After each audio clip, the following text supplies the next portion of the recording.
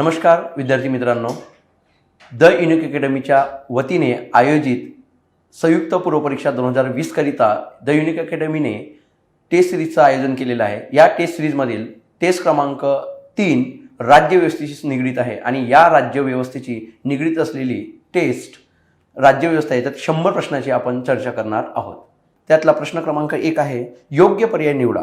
आता बघा, योग्य पर्याय निवडामध्ये इथं 4 स्टेटमेंट दिलेले आहेत। त्यापैकी आपल्याला योग्य पर्याय निवडायचा आहे। तर पहिली स्टेटमेंट हे तुम्ही बघितले तर कायद्याचे योग्य प्रक्रियेनुसार हे अमेरिकेत सर्वोच्च न्यायालयाच्या नागरिकांचे संरक्षण करते, तर हे स्टेटमेंट अगदी योग्य आहे। दुसरे पण स्टेटमेंट आपल्या भारतीय सर्वोच्च न्यायालयाशी संबंधित आहे, तर त्या सुद्धा प्रश्नाचे स्टेटमेंट ती बरोबर आहे। स्टेटमेंट नंबर 3, भारतीय सर्वोच्च न्यायालयाला सल्लागार अधिकार क्षेत्र नसून अमेरिकन सर्वोच्च न्यायालय असे सल्लागार क्षेत्र आहे।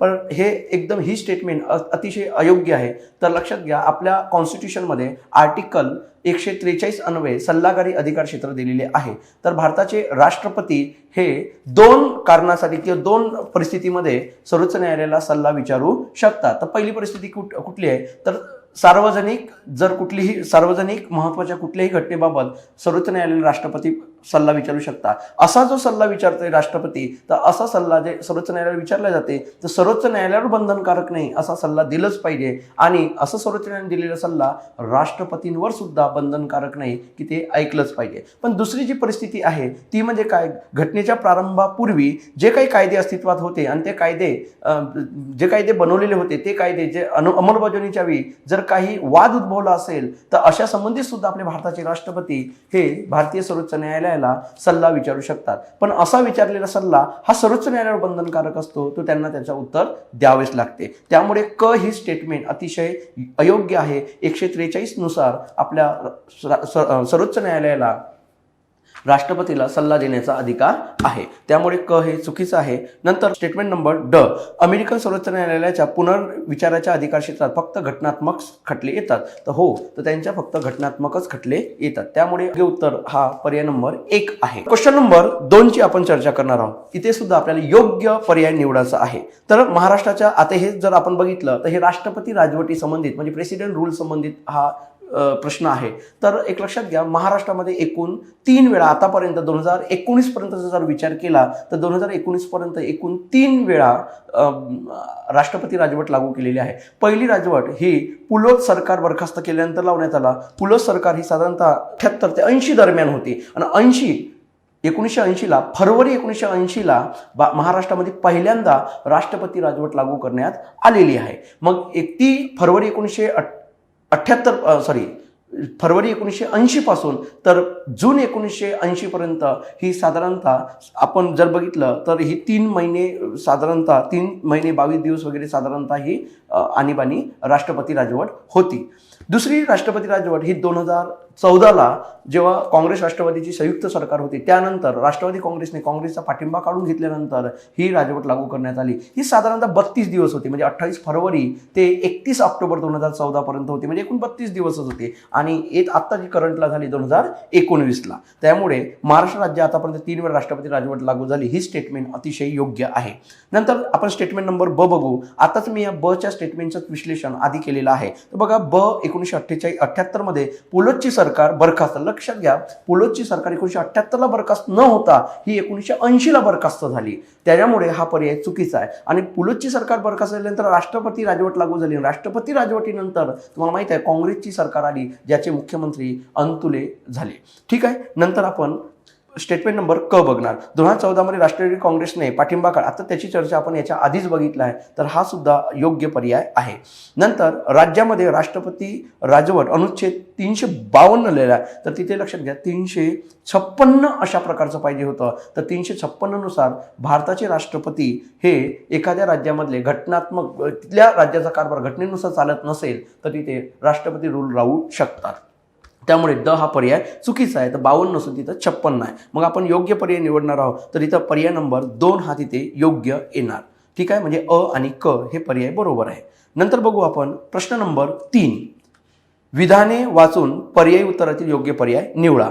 तर लक्षात घ्या, अ आणि ब ही स्टेटमेंट दिलेली आहे। तर कारणीमीमांसेशी संबंधित हा प्रश्न आहे। तर अ नंबरची स्टेटमेंट का पडते, भारतीय निधर्मीपणाला एक मोझेक म्हटले जाते. तर बरोबर आहे, अतिशय बरोबर आहे की मोझेक म्हटले जाते. आणि दुसरं आहे, भारतात कोणत्याही धर्माला राज्य धर्माचे स्थान नाही. म्हणजे लक्षात घ्या, आपल्या कुठल्याही स्टेटचा हा एक स्पेसिफिक असा कोणताही धर्म नाही. तर लक्षात घ्या, ही पण सुद्धा स्टेटमेंट बरोबर आहे. पण ही सेकंड स्टेटमेंट ही पहिल्या स्टेटमेंटच्या कारणीमीमांसा आहे. म्हणजे सर्व गट आपली ओळख नष्ट न करता भारतात गुण्यागोविंदांनी नांदू शकतात. म्हणजे पर्याय नंबर 1 याचा योग्य उत्तर आहे.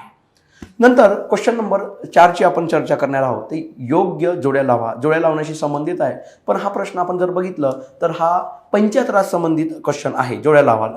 तर लक्षात घ्या, पंचायत राज संबंधित जर विचार केला आपण तर कॉन्स्टिट्युशनली जे काही प्रोव्हिजन झालेली आहे ही 73 आणि 74व्या घटनादुरुस्तीने झालेली आहे.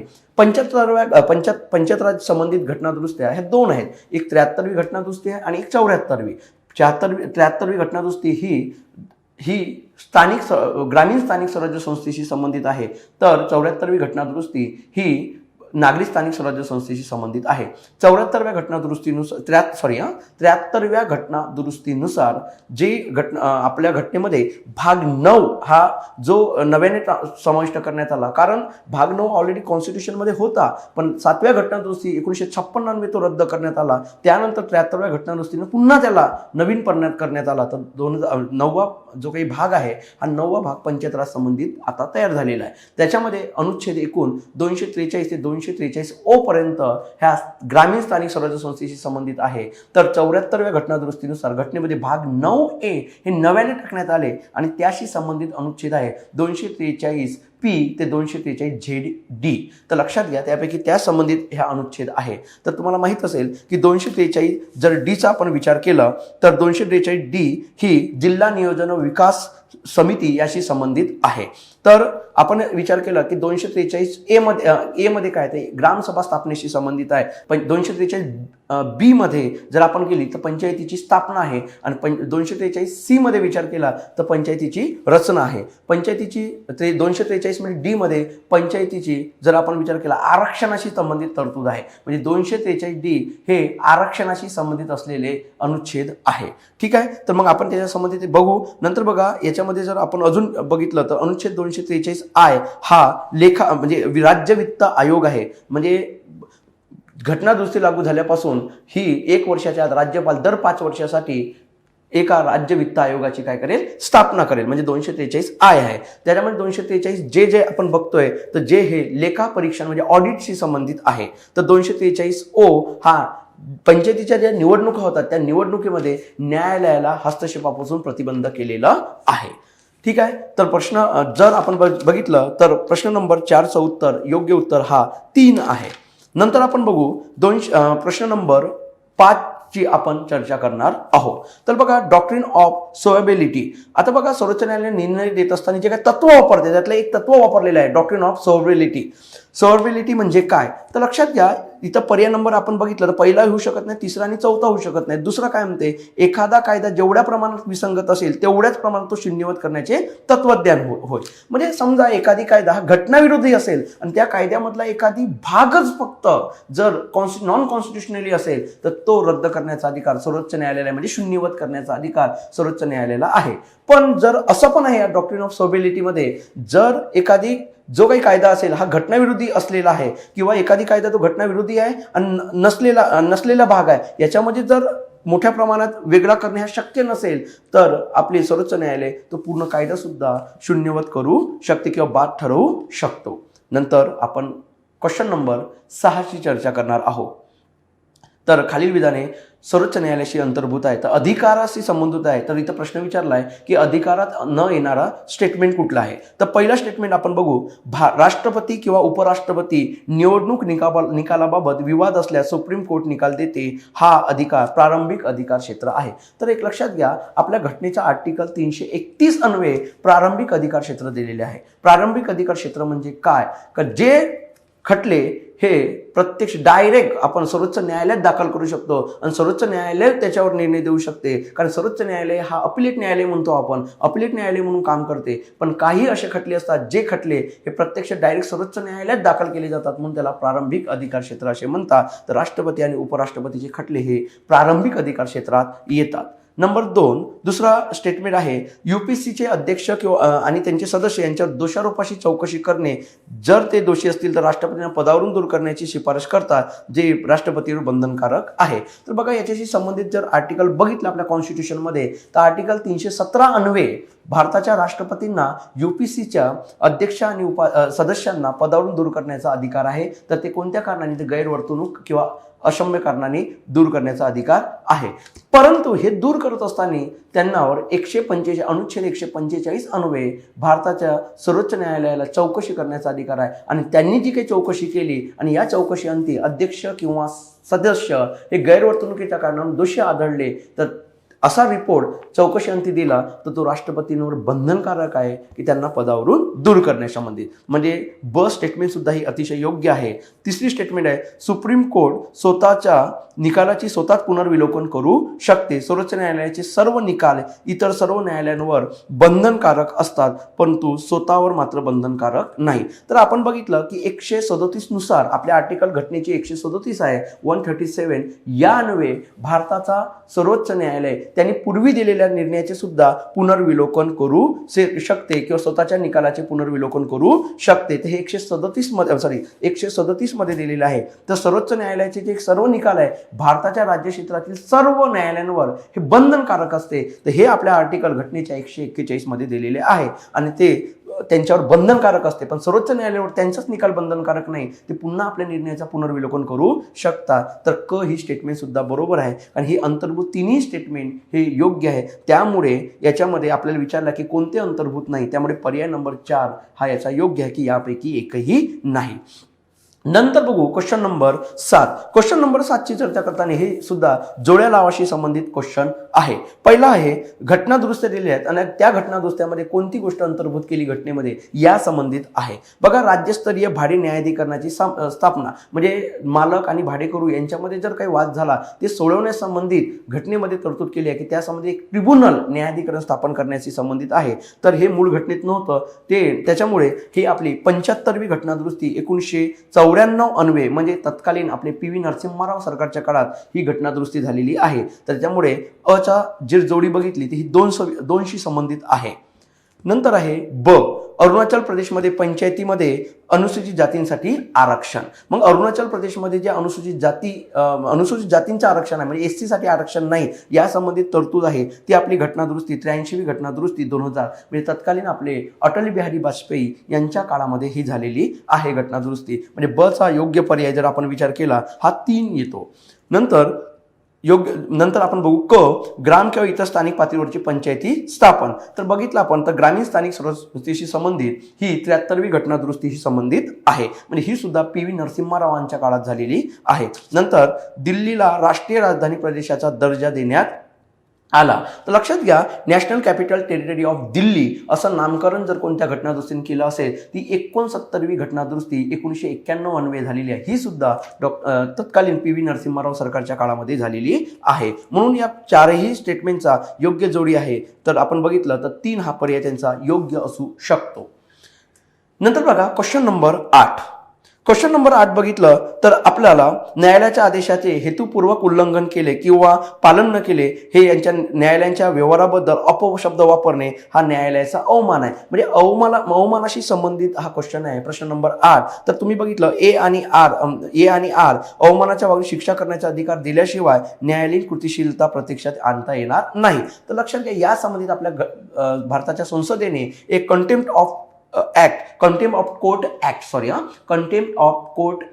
1971 असा ऍक्ट हा संमत केला आणि या ऍक्टमध्ये जास्तीत जास्त 6 महिने साधी कैद किंवा 2000 किंवा यापैकी दोन्ही शिक्षेची तरतूद केलेली आहे. त्यामुळे याचा योग्य पर्याय येणार तर हा प्रश्न या 8 नंबरच्या प्रश्नाचा योग्य पर्याय येणार 2. नंतर आहे क्वेश्चन नंबर 9. तर प्रश्न नंबर 9 ची चर्चा करणार आहोत. परकीय आक्रमणापासून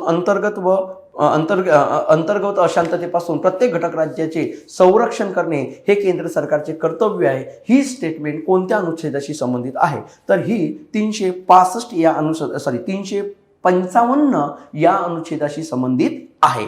तर लक्षात घ्या, त्यातला पहिला पर्याय 215 दिलाय. 215 का असू शकत नाही, तर इथे हायकोर्टशी संबंधित आहे, म्हणजे हायकोर्टच्या रेकॉर्ड कोर्ट्स आहे असं याच्यात नमूद केलेलं आहे, म्हणजे अभिलेख न्यायालय आहे. दुसरा 275, तर लक्षात घ्या, केंद्राकडून विशिष्ट राज्यांना जे काही अनुदान देते त्याशी संबंधित अनुच्छेद 275 आहे. त्यानंतर पर्याय नंबर 3, तर अनुच्छेद 325. तर 325 आपल्याला माहित आहे, धर्मवंश, जात, लिंग या आधारावर कोणताही भेदभाव न करता प्रत्येक व्यक्तीचा 18 वर्ष पूर्ण झालेल्या मतदार यादीत नाव नोंदवू शकतो. तर हे अनुच्छेद 375 नुसार आहे.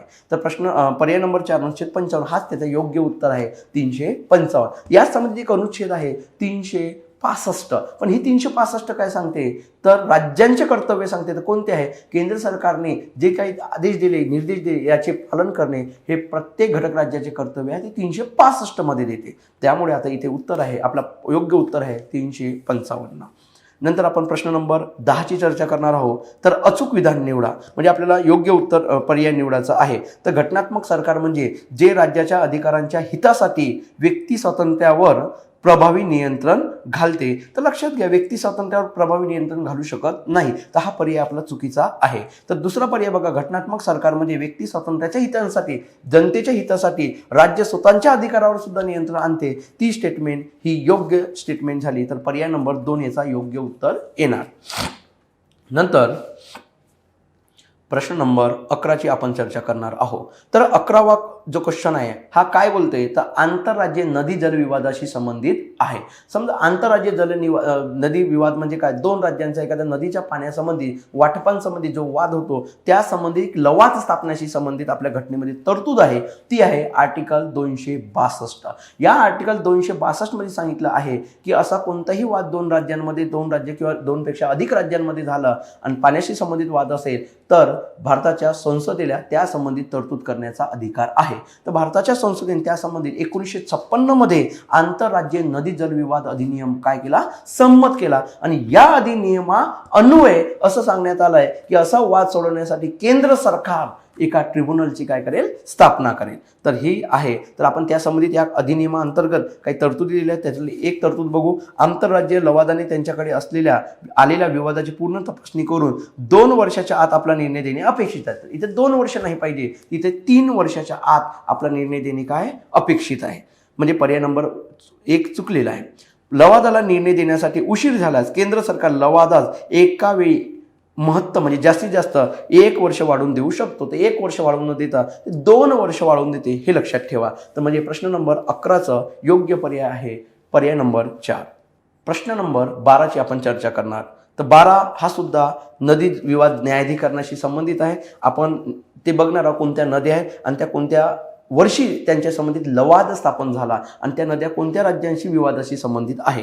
तर रावी आणि बियास हे तुम्हाला माहित असेल 1990 साली या संबंधित लवाद स्थापन करण्यात आला. आणि हा जो लवाद आहे, म्हणजे हा जो काही पाण्याचा प्रश्न आहे रावी आणि बियास, हा आहे पंजाब, हरियाणा, राजस्थानशी संबंधित. नंतर दुसरा आहे कावेरी नदीचा. तर कावेरी नदीचा हा ट्रिब्युनल जो स्थापन झाला हा 1986 ला स्थापन झाला. आणि कावेरी नदीचा जो काही ट्रिब्युनल स्थापन झाला त्या संबंधित जो राज्यांचा संबंध आहे तो कर्नाटक, केरळ, तामिळनाडू आणि पुदुच्चेरी याशी संबंधित तो विवाद आहे. म्हणजे 1986 ला ट्रिब्युनल स्थापन झाला. नंतर आपण बघणार आहोत कृष्णा नदी जलविवाद. तर कृष्णा नदी जलविवाद हा 2004 ला स्थापन झाला. महाराष्ट्र, कर्नाटक आणि आंध्र प्रदेश याशी निगडीत तो वाद आहे. नंतर वसुंधरा नदीच्या ट्रिब्युनल्स आहे ते त्या संबंधित आहे 2010 ला, जो आंध्र प्रदेश आणि ओडिसाशी संबंधित विवाद आहे. तर लक्षात घ्या, याच्याशी 12शी योग्य जर पर्याय विचार केला तर पर्याय नंबर 1 हा योग्य ठरू शकतो. नंतर आपण क्वेश्चन नंबर 13ची आपण चर्चा करणार आहोत. 13 मधला पहिला आहे, 13चा प्रश्न आहे अंदाज समितीबाबत योग्य पर्याय निवडायचा आहे. तर अचूक पर्याय निवडायचा आहे. तर याचं समजा लक्षात घ्या, अंदाज समितीला आपण म्हणतो इस्टिमेट कमिटी म्हणतो. हे ऑलरेडी ब्रिटिश काळातच झाली होती स्थापन, म्हणजे 1921च्या दरम्यान स्थापन झाली. पण स्वातंत्र्योत्तर भारतात आपले जे अर्थमंत्री होते डॉक्टर जॉन मथाई यांच्या समितीच्या शिफारशीनुसार 1950 साली या समितीची स्थापना करण्यात आलेली होती. या समितीत सुरुवातीला 1956च्या आधी हे 25 सदस्य होते, पण 1956 नंतर सध्या आतापर्यंत हे 30 सदस्य आहेत. तर यामध्ये 30 सदस्य हे लोकसभेचे सदस्य असतात आणि सगळ्यात महत्त्वाचे हे सगळे सदस्य एकल संक्रमणीय प्रमाणशील प्रतिनिधित्व पद्धतीनुसार निवडून येतात. दुसरी गोष्ट याच्यात सांगायचं आहे की यामध्ये एकही मंत्री नसतो आणि याच्या अध्यक्षाची निवड ही लोकसभेचे स्पीकर करून करतात. ठीक आहे, तर या संबंधित आपल्याला बघायचं आहे. तर म्हणजे याच्यामध्ये सरकारी पक्षातील म्हणजे अध्यक्ष पण याच्यामध्ये जो काही अध्यक्ष निवडतात स्पीकर हा सरकारी पक्षातीलच शक्यतो असतो, पण मंत्री नसतो, हे लक्षात ठेवा. तर बघा याच्यामध्ये अचूक पर्याय कोणता आहे, म्हणजे आपण बघणार आहोत ही स्टेटमेंट तर आपण बघितली तर बरोबरच आहे. ही स्टेटमेंट जर बघितली आपण तर या समितीत एकूण सदस्य संख्या 25 होती, तर बरोबर आहे, आधी 25 होती, आता 1956 नंतर सध्या आतापर्यंत ही 30 आहे. स्टेटमेंट या समितीत सर्व सदस्यांचा कार्यकाल 1 वर्ष असतो, तर या समितीचा सदस्यांचा कार्यकाल 1 वर्ष असतो. हा सुद्धा स्टेटमेंट बरोबर आहे. या समितीला भारताचे नियंत्रक व महालेखा परीक्षकांचे सहकार्य मिळत नाही, तर ही सुद्धा स्टेटमेंट योग्य आहे. तर वरील सर्व पर्याय हे योग्य आहे. नंतर आपण प्रश्न नंबर 14ची चर्चा करणार आहोत. तर योग्य जोड्या इथे पण योग्य जोड्या लावायच्या आहे. तर लक्षात घ्या आपला हा प्रश्न आहे भाषेशी संबंधित. आता बघा आपल्या भाषा जो आहे ऑफिशियल लँग्वेज म्हणून आपल्या कॉन्स्टिट्यूशनमध्ये एक 17 नंबरचा भाग ॲड केलेला आहे. तर ॲड म्हणजे ऑलरेडी घटनेत आहे. तर 17 नंबरच्या भागामध्ये आपल्या ऑफिशियल लँग्वेजशी संबंधित प्रकरणं आहे. त्यामध्ये अनुच्छेद 343 पासून तर 341 पर्यंत भाषेशी संबंधित तरतुदी आहे. तर त्या संबंधित योग्य जोड्या लावायच्या आहे. तर बघा पहिला आहे प्राथमिक स्तरावर मातृभाषेत शिक्षण देण्याची सोय. तर हे लक्षात घ्या, ही स्टेटमेंट ही आर्टिकल 350A शी संबंधित आहे, पण ही स्टेटमेंट मूळ घटनेत नव्हती. तर ही 7वी घटनादुरुस्ती 1956 ही आर्टिकल टाकण्यात आलेली आहे. नंतर बघू आपला भाषिक अल्पसंख्याकांसाठी विशेष अधिकार. तर याच्याशी संबंधित अनुच्छेद आहे अनुच्छेद 350B, पण ही सुद्धा मूळ घटनेत तरतूद नव्हती. तर ही 7व्या घटनादुरुस्ती 1956 अन्वये आपल्या घटनेमध्ये टाकण्यात आलेल्या आहे. नंतर आपण बघू हिंदी भाषेच्या विकासासाठी निर्देश किंवा आदेश. तर ही अनुच्छेद आपल्या 351 मध्ये दिलेली आहे. नंतर राज्यातील काही लोक बोलत असलेल्या भाषेविषयी विशेष तरतूद. तर ही अनुच्छेद 347 मध्ये दिलेली आहे. तर याचा योग्य उत्तर आपला पर्याय नंबर 3 होणार. नंतर आपण क्वेश्चन नंबर 15ची चर्चा करणार आहोत. तर क्वेश्चन नंबर 15 सुद्धा स्थानिक स्वराज्य संस्थेशी संबंधित आहे. तर 73व्या घटनादुरुस्ती संदर्भात खालील विधाने विचारात घ्या आणि लक्षात घ्या याच्यात ऐच्छिक तरतुदी आणि बंधनकारक तरतुदी, म्हणजे स्थानिक स्वराज्य संस्थेसाठी ऐच्छिक तरतुदी आणि बंधनकारक म्हणजे त्यांना करावंच लागेल घटनेनुसार सांगितलं, आणि ऐच्छिक म्हणजे ते राज्यांना अधिकार दिलेला आहे की त्या संबंधित करायचं की नाही करायचं. तर लक्षात घ्या पहिली स्टेटमेंट आहे ग्रामसभेची निर्मिती करणे. तर आपले ही आर्टिकल अनुच्छेद 243A शी संबंधित आहे. तर ही बंधनकारक आहे, आपल्या घटनेनुसार किती करावंच लागेल. ठीक आहे. नंतर 33% जागा स्त्रियांसाठी राखीव ठेवण्यात यावे. तर ही सुद्धा आपल्या घटनेचा आर्टिकल 243D मध्ये अंतर्भूत केलेली आहे आणि या संबंधित स्त्रियांना किमान 33% आरक्षण ठेवण्यात यावा. जास्तीत जास्त किती ठेवण्याचा आहे हा अधिकार राज्यांना असेल, परंतु आपण बघितलं की 50%च्या वर सुद्धा आरक्षण वाढवता येणार नाही. तर हा जर आपला जो सगळ्यात इंदिरा साहनी खटला आहे याच्यामध्ये स्पष्ट केलेला आहे सर्वोच्च न्यायालयाने, म्हणजे आणि हे बंधनकारक असतील आपण असं म्हणू शकतो. नंतर बघा पंचायतीला स्वायत्त संस्था म्हणून काम करण्याचे अधिकार आहे. तर लक्षात घ्या हे अधिकार ऐच्छिक आहेत. तर नंतर आहे आमदार आणि खासदारांना त्यांच्या कार्यक्षेत्रात येणाऱ्या तिन्ही स्थानिक स्वराज्य संस्थेमध्ये प्रतिनिधित्व देणे. लक्षात घ्या हे सुद्धा बंधनकारक नाही, हे ऐच्छिक आहे. नंतर बघू ओबीसीसाठी आरक्षण. ओबीसींच्या सुद्धा आरक्षण 243D मध्ये असं सांगण्यात आलं आहे की ओबीसींना आरक्षण द्यायचं की नाही द्यायचं हे ठरवण्याचा अधिकार संबंधित घटक राज्यांना आहे. त्यामुळे हे बंधनकारक या डेफिनेशन मध्ये येणार नाही, तर ते ऐच्छिक याच्यामध्ये येणार. म्हणजे ई सुद्धा हा ऐच्छिक नाही, तर ऐच्छिक आहे, बंधनकारक नाही. नंतर बघू राज्य निवडणूक आयोगाची स्थापना. तर राज्य निवडणूक आयोगाची स्थापना तुम्हाला माहित आहे 243K नुसार राज्यपाल करतील असं ठरवण्यात आलेलं आहे. तर ही बंधनकारक आहे दर 5 वर्षांनी इलेक्शन घेण्यासाठी. तर इ हा बंधनकारक आहे आणि इ हे ऐच्छिक आहे. तर म्हणजे पर्याय नंबर 3 याशी संबंधित आहे. नंतर आपण बघू प्रश्न नंबर 16ची आपण चर्चा करणार. तर लक्षात घ्या अ ब क. तर इथे सुद्धा आपल्याला अचूक विधान निवडायचं आहे. तर हे सुद्धा स्थानिक स्वराज्य संस्थेशी संबंधित आहे. तर अचूक पर्याय का, तर लक्षात घ्या पहिला आहे 73व्या घटनादुरुस्तीनुसार 243 के हा पंचायतीच्या निवडणुका घेण्यासंबंधित विशेष तरतुदीत आहे. तर ही स्टेटमेंट अशी तरी योग्य आहे की 243 के नुसार स्थानिक स्वराज्य संस्थेच्या दर 5 वर्षांनी नियमित इलेक्शन घेण्यासाठी राज्यपाल दर 5 वर्षांनी एका निवडणूक आयोगाची काय करेल, स्थापना करेल. नंतर ब, पंचायतीच्या सर्व निवडणुकांसाठी मतदार याद्या तयार करणे आणि निवडणूक घेणे हे राज्य निवडणूक आयोगाचे कर्तव्य आहे किंवा कार्य आहे. तर ही सुद्धा स्टेटमेंट अतिशय योग्य आहे. राज्य निवडणूक आयोगाच्या आयुक्तांची नेमणूक आणि त्यांना पदावरून दूर करण्याचे अधिकार राज्यपालांना आहे. तर राज्यपालांना नसून ते अधिकार हे राष्ट्रपतींना आहे. म्हणजे पर्याय नंबर अ आणि ब बरोबर आहे. क का चूक आहे, तर राज्यपालांना नसून ती राष्ट्रपतींना आहे. म्हणजे पर्याय नंबर क हे चुकीचं आहे. म्हणजे अ आणि ब बरोबर आहे. नंतर आपण क्वेश्चन नंबर 17ची चर्चा करणार आहोत. 17वा क्वेश्चन काय बनतोय की आपला सिटिझन ऍक्ट म्हणजे नागरिकत्व अधिनियम 1955शी संबंधित आहे. तर या अधिनियमान्वये भारताचा नागरिक कोण बनू शकतो किंवा असू शकतो, तर असं सांगितलेलं आहे. तर याच्यामध्ये 5 मार्ग सांगितलेले आहेत 1955च्या कायद्याने. आणि हा 1955चा जो कायदा आहे तर आपल्या घटनेच्या आर्टिकल 11 अन्वये असं सांगण्यात आलं आहे की घटनेने 11 आर्टिकलमध्ये असं सांगण्यात आलेलं आहे की नागरिकत्वासंबंधित कुठलीही तरतूद करण्याचा अधिकार हे केवळ संसदेला आहे. संसदेने याच अधिकाराचा वापर करून 1955 मध्ये तत्कालीन पंडित नेहरू सरकारने एक अधिनियम पास केला संसदेतून. आणि तो अधिनियम म्हणजेच कोण, नागरिकत्व अधिनियम 1955. आणि या अधिनियमानुसार 5 असे मार्ग आहेत की ज्या अन्वये एखादी व्यक्ती भारताचा नागरिक होऊ शकतो. पहिला आहे जन्मतत्वाद्वारे, दुसरा आहे वंशतत्वाद्वारे, तिसरा आहे स्वीकृत तत्वाद्वारे, चौथा आहे रजिस्ट्रेशन म्हणजे नोंदणी तत्वाद्वारे आणि 5वा आहे प्रदेशाच्या सामीलीकरणाद्वारे. त्याच्यामुळे आपण हे बघितलं तर अ ब क हे बरोबर येऊ शकते. ड हा चुकीचा आहे ना, राष्ट्रीयकरणाद्वारे कुठंच मार्ग सांगितले नाही. आणि नंतर ई सुद्धा नोंदणी तत्वाद्वारे येऊ शकतो. त्याच्यामुळे पर्याय नंबर 4 हा योग्य पर्याय आहे. नंतर बघितलं आपण तर नंतर आपण बघू प्रश्न नंबर 18ची आपण चर्चा करणार आहोत. 42वी घटनादुरुस्ती 1976 ने मार्गदर्शक तत्वे घटनेत समाविष्ट केलेले आहे. तर लक्षात घ्या मार्गदर्शक तत्वाशी संबंधित एकूण घटनादुरुस्त्या जर आपण बघितल्या तर 4 घटनादुरुस्त्या झाल्या. त्यातली पहिली घटनादुरुस्ती DPSPशी संबंधित ही 42वी आहे.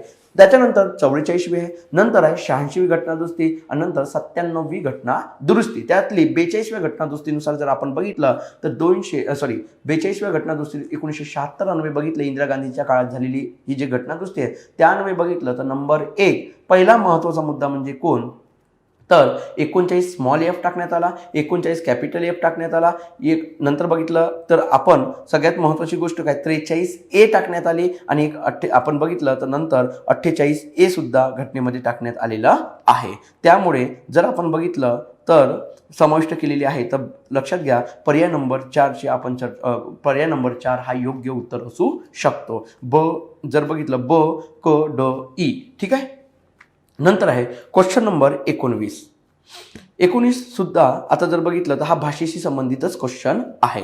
तर पहिल्या नंबर बघा अधिकृत भाषेसंबंधित संसदेची समिती. तर बघितलं तर हे अनुच्छेद 144 मध्ये दिलेले आहे. तर बघा भाषेसंबंधित तरतुदी संबंधित भाषा जी काही इंग्रजी भाषेचा जो काही संबंध सांगितलेला आहे तर अशी जी काही समिती आहे पहिल्यांदा आयोग एक भाषेसंबंधित एक आयोग स्थापन करण्यात येईल.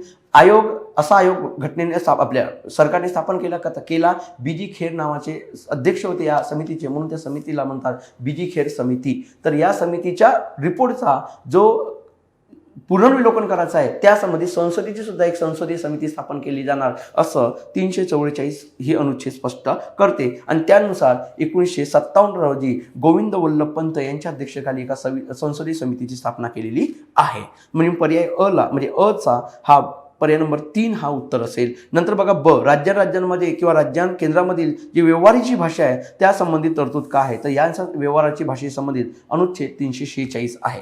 नंतर बघितलं तर राज्यातील विशिष्ट भाषिक गटाची तरतूद तर हे 347 आहे. नंतर बघा राज्यांची अधिकृत भाषा काय असायला पाहिजे हे ठरवण्याचा अधिकार राज्याच्या विधिमंडळाला कायद्याद्वारे आहे. तर लक्षात याची अनुच्छेद 345 मध्ये दिलेली आहे. म्हणजे 19चा योग्य उत्तर आहे पर्याय नंबर 4.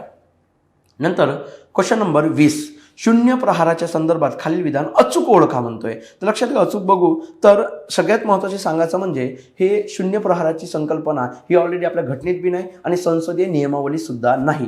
ही तयार निर्माण झालेली आहे 1962 या वर्षीपासून. तर शून्य प्रहार हा क्वेश्चन अवरच्या नंतर लगेच सुरू होणारा प्रहार म्हणजे कोण, तर 0 अवर आहे. म्हणजे 12 ते 1च्या दरम्यान या प्रहाराचं कामकाज होतो. तर या संबंधित कोणत्याही सदस्याला विना परवानगी प्रश्न उपस्थित करण्याचा अधिकार मिळतो. तर त्या संबंधित आपल्याला अचूक पर्याय निवडायचा आहे. तर पहिला पर्याय बघा, संसदीय कार्यपद्धतीमध्ये शून्य प्रहार ही नाविन्यपूर्ण संकल्पना आहे तर भारतात उदयास आली. तर यस, ही डेफिनेटली बरोबर आहे. ब, ही संकल्पना 1965ला, याच्या आधीच मी सांगितलं 1962ला आहे, त्यामुळे पर्याय नंबर ब हा चुकीचा आहे. क नंबर बघा, शून्य प्रहार ही संसद सदस्यांना उपलब्ध असलेल्या अनौपचारिक स्वरूपाचे माध्यम आहे. यस, तर अनौपचारिक स्वरूपाचे माध्यम आहे. नंतर बघा ड, प्रश्नोत्तर तास आणि सभागृहाचे कामकाज यातल्या मधल्या काळाला शून्य प्रहार म्हणतात. तर 12 ते 1च्या दरम्यान जो काळ होतो त्याला 0 अवर्स असे म्हणतात. पण योग्य पर्याय हा पर्याय नंबर 2 अ, ब, ड हा योग्य पर्याय येणार. नंतर आपण बघू क्वेश्चन नंबर 21ची चर्चा करणार आहोत. लोकायुक्त म्हणजे लोकायुक्तशी संबंधित आपल्याला पर्याय निवडायचा आहे. तर लोकायुक्त संस्था स्थापन करणारे महाराष्ट्र हे भारतातील पहिले राज्य आहे. तर हे अतिशय योग्य म्हणजे बिनचूक विधान आहे, म्हणजे योग्य विधान आहे. नंतर बघा, पहिले राज्य आहे भारतातील. तर 1900 जर आपण बघितलं, लोकायुक्त संस्थापना महाराष्ट्रात 1973 मध्ये झाली. तर नाही, तर महाराष्ट्र प्रथम स्थापन झालेला 1971 साली स्थापन झाला आहे. तर लक्षात घ्या, पर्याय नंबर ब हा चुकीचा आहे. लोकायुक्त संस्थेबाबत कायदा ओडिशाने 1970 मध्ये सर्वप्रथम प्रयत्न केला आहे, झालेला नव्हता कायदा. ठीक आहे. नंतर ड, कर्नाटक लोकायुक्त संस्था संपूर्ण देशात सर्वात जास्त प्रभावशाली म्हणून कार्य करते. तर ही सुद्धा स्टेटमेंट बरोबर आहे. म्हणजे प्रश्न नंबर 21चा योग्य पर्याय आहे पर्याय नंबर 4. नंतर आपण पर्याय नंबर 22ची चर्चा करणार आहोत. तर 22 हा प्रश्न काय म्हणतोय, तर द्रव्य शक्तीची तरतूद करणारे विधेयक हे धनविधेयकच असले पाहिजे असं नाही. तर याच, तर वित्तीय विधेयक 1 पण असू शकते आणि वित्तीय विधेयक 2 पण असू शकते. त्यामुळे धनविधेयकच असेल असं नाही. म्हणजे पहिला पर्याय बरोबर आहे. एकत्रित निधीतून खर्चाविषयीचे विधेयक हे धनविधेयकच असेलच असे नाही. तर बघा, लक्षात घ्या, संचय निधीतून वगैरे पैसे काढण्याशी संबंधित असलेले विधेयक हा धनविधेयक असू शकते, वित्तीय विधेयक 1 पण असू शकते, वित्तीय विधेयक 2 पण असू शकते. म्हणजे ब हा पर्याय योग्य आहे. लक्षात. नंतर आहे आपला 3, भारतीय घटनेत वित्त विधेयकाचे 4 प्रकार पडतात. तर भारतीय घटनेमध्ये वित्त विधेयकाचे एकूण 3च प्रकार पडतात. एक धनविधेयक, दुसरा वित्तीय विधेयक 1 आणि वित्तीय विधेयक 2. आपण जर पाहिलं तर एकूण विधेयकाचे प्रकार 5 पडतात भारतात. एक सामान्य विधेयक, धनविधेयक, वित्तीय विधेयक 1, वित्तीय विधेयक 2 आणि घटना दुरुस्ती विधेयक. आणि त्यातले वित्तीय विधेयकाचे प्रकार हे 3 आहेत. ओके. त्यामुळे याचा योग्य पर्याय म्हणजे पर्याय नंबर क हा चुकीचा आहे. म्हणून आपण पर्याय पहिला बघू, अ आणि ब. नंतर बघा, सभेशी संबंधित क्वेश्चन प्रश्न नंबर 23 मध्ये सभेशी संबंधित आपण क्वेश्चनची चर्चा करणार आहोत. तर कोणत्या सभा काय आहे, तर बघा, पंचायतीची सभा ही प्रत्येक महिन्याला 1 व्हायला पाहिजे. दुसरी जिल्हा परिषद सभा ही किमान 3 महिन्यातून एकदा व्हायला पाहिजे. ग्रामपंचायत सभा ही महिन्यातून एकदा व्हायला पाहिजे आणि ग्रामसभेची सभा ही वर्षातून 4 व्हायला पाहिजे. तर यासंबंधी योग्य पर्याय आहे नंबर 1. नंतर आपण क्वेश्चन नंबर 24ची चर्चा करणार आहोत.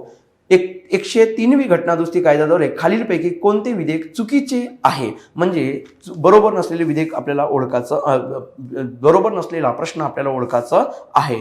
तर पहिला हा घटनादुरुस्ती कायदा 12 जानेवारी 2019 पासून अंमलात आलेला आहे. तर ही स्टेटमेंट बरोबर आहे, म्हणजे त्यामुळे चुकीची असू शकत नाही. हा कायदा अनुच्छेद 14, 15 आणि 16 मध्ये दुरुस्ती करतो. तर यस, तर ही सुद्धा स्टेटमेंट बरोबर आहे, त्यामुळे या पर्यायात येणार नाही. हा कायदा भारतीय घटनेतील DPSP अनुच्छेद 45ला अनुसरून करण्यात आलेला आहे. 45 काय सांगते, तर आपल्यालाही माहिती आहे की राज्यसंस्थेला असं मार्गदर्शन करते की 6 ते 14 वर्षा वयोगटातील मुलांना जे प्राथमिक शिक्षण मोफत द्यायचं आहे त्या संबंधित शिक्षणाची तरतूद 0 ते 6 वर्षापर्यंत जे तरतूद आहे ते करून ठेवणे हे राज्य संस्थेला सांगते. त्यामुळे ही सुद्धा स्टेटमेंट बरोबर आहे. त्यामुळे एकही नाही याच्यापैकी. तर पर्याय नंबर 4 हा योग्य उत्तर आहे.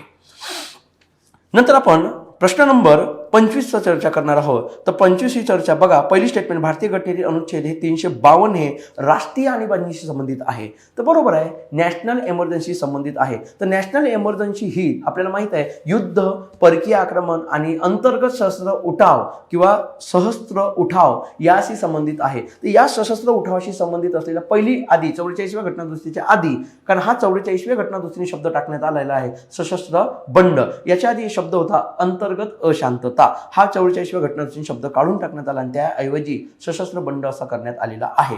तर लक्षात घ्या, असा या तीनपैकी कोणत्याही एका कारणाने भारताचे राष्ट्रपती ही उद्घोषणा करू शकतात नॅशनल इमर्जन्सी संबंधित. पण अशी राष्ट्रपतींनी उद्घोषणा करण्याच्या आधी पहिल्यांदा कॅबिनेटची लेखी मंजुरी आवश्यक आहे आणि अशा लेखी मंजुरीनंतरच राष्ट्रपती उद्घोषणा करू शकतात आणि अशा उद्घोषणेला किमान 1 महिन्याच्या आत संसदेने परवानगी देणे आवश्यक होते.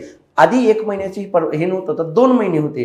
44व्या घटनेदुरुस्तीने 1 महिना सांगितलं आणि या 1 महिन्याच्या आतमध्ये संसदेने परवानगी दिल्यास दोन्ही सभागृहांनी विशेष बहुमताने ठराव पास केल्यास ही आणीबाणी 6 महिने राहते. अशी आणीबाणी संसद 6 महिन्याच्या टप्प्यात कितीही वेळा वाढवू शकते. त्यामुळे पर्याय नंबर अ बरोबर आहे. नंतर बघू ब, राष्ट्रीय आणीबाणीमध्ये राज्याचे विधिमंडळ बरखास्त केले जाते नाही, तर राज्याचे विधिमंडळ बरखास्त केले जात नाही. तर प्रत्येक राज्याला आपला कारभार करण्याचा पूर्ण अधिकार आहे. पण 250 नुसार अनुच्छेद 250 नुसार राष्ट्रीय आणीबाणीच्या काळात केंद्र हा राज्यांच्या विषयावर कायदे करू शकतो. क, राष्ट्रीय आणीबाणीची घोषणा झाल्यापासून 1 महिन्याच्या आत दोन्ही सभागृहांनी विशेष बहुमताने मान्यता दिली पाहिजे. मी याच्या आधी त्याची चर्चा केलेली आहे. ड, संसदेच्या दोन्ही सभागृहांनी मान्यता दिल्यास अशी आणीबाणी 1 वर्षासाठी लागू राहते आणि पुन्हा कालावधी वाढवला असल्याचा नव्याने ठराव मांडावा लागतो. तर लक्षात घ्या, ही स्टेटमेंट चुकीची आहे. मगाशी सांगले ही 6 महिन्याच्या टप्प्यात लागू होते. तर पर्याय नंबर 2 इथला योग्य उत्तर असेल. नंतर बघू आपण प्रश्न नंबर 26. जम्मू काश्मीर राज्याचे पुनर्रचना विधेयक जे संसदेत मांडले गेले त्यास घटनेचे 3च्या आधारावर मांडले गेले, तर त्यातील पुढील विधान विचारात घ्या. असे विधेयक लोकसभा आणि राज्यसभा विशेष बहुमत. लक्षात घ्या, आर्टिकल 3 हा सामान्य विधेयकाशी संबंधित असल्यामुळे सामान्य विधेयक संमत होण्यासाठी केवळ साध्या बहुमताची गरज असते, त्यामुळे विशेष बहुमताची गरज नसते. पर्याय स्टेटमेंट नंबर 2. असे विधेयक संसदेत मांडण्यापूर्वी राष्ट्रपतीची पूर्वसंमती घेणे आवश्यक असते. तर लक्षात घ्या, ही स्टेटमेंट जर बघितली आपण तर ही योग्य स्टेटमेंट आहे. तर राष्ट्रपती पूर्वसंमती घ्यावी लागते. तर बघा, तुम्हाला सांगायचं म्हणजे आर्टिकल 3शी संबंधित एक घटनादुरुस्ती झालेली आहे, त्याला म्हणतात 5वी घटनादुरुस्ती 1955. यानुसार सामान्य विधेयक पास होण्याची जी पद्धत आहे त्यासाठी 3साठी थोडी पद्धतीमध्ये चेंजेस केले. तर असा कोणताही सामान्य विधेयक मांडत असताना 3शी संबंधित तर तो पहिल्यांदा राष्ट्रपतीला सादर करणे आवश्यक आहे आणि राष्ट्रपती नंतर तो विधेयक ज्या राज्याशी संबंधित तो दुरुस्ती आहे त्या राज्याच्या विधिमंडळाकडे पाठवतो. पण ह्या विधिमंडळाकडे पाठवल्यानंतर त्यांची कोणतेही सल्ला किंवा त्यांनी केलेली कोणती दुरुस्ती ही केंद्रावर जबरदस्त बंधनकारक नाही. तर लक्षात घ्या, मग पर्याय नंबर ब हा योग्य आहे. त्यामुळे इथल्या याच्यामध्ये हे चुकीचा होणार. बरोबर. तर राष्ट्रपती संमती देण्यापूर्वी असे विधेयक संबंधित राज्याच्या विधिमंडळाकडे राज्याचा दृष्टिकोन मांडण्यासाठी पाठवतात. ही सुद्धा स्टेटमेंट बरोबर आहे. अशा विधेयकावर राज्याने केलेल्या शिफारशी संसदेने स्वीकारणे बंधनकारक असते. तर मी मगाशीच सांगितलं अशा बंधनकारक नसते. त्यामुळे ब आणि कच बरोबर आहे, अ आणि ड बरोबर आहे. आपल्याला विचारलं अचूक नाही म्हणजे चुकीचं विचारलं आहे, त्यामुळे पर्याय नंबर 3 हा योग्य होणार. नंतर बघा क्वेश्चन नंबर 27. एक फॅक्च्युअल विचारलेला क्वेश्चन आहे. कॅबिनेटची हुकुमशाही अशा कोणत्या देशाच्या कॅबिनेटचे वर्णन रॅमसे मूर यांनी वर्णन केलेले आहे? तर निश्चितप्रमाणे इंग्लंडच्या या देशाच्या कॅबिनेटचा उल्लेख केलेला आहे. प्रश्न नंबर 28 आपण चर्चा करणार. तर विधानांचा विचार करा. भारत आणि ब्रिटनमध्ये राष्ट्रपती संसदेचा अविभाज्य भाग असतात.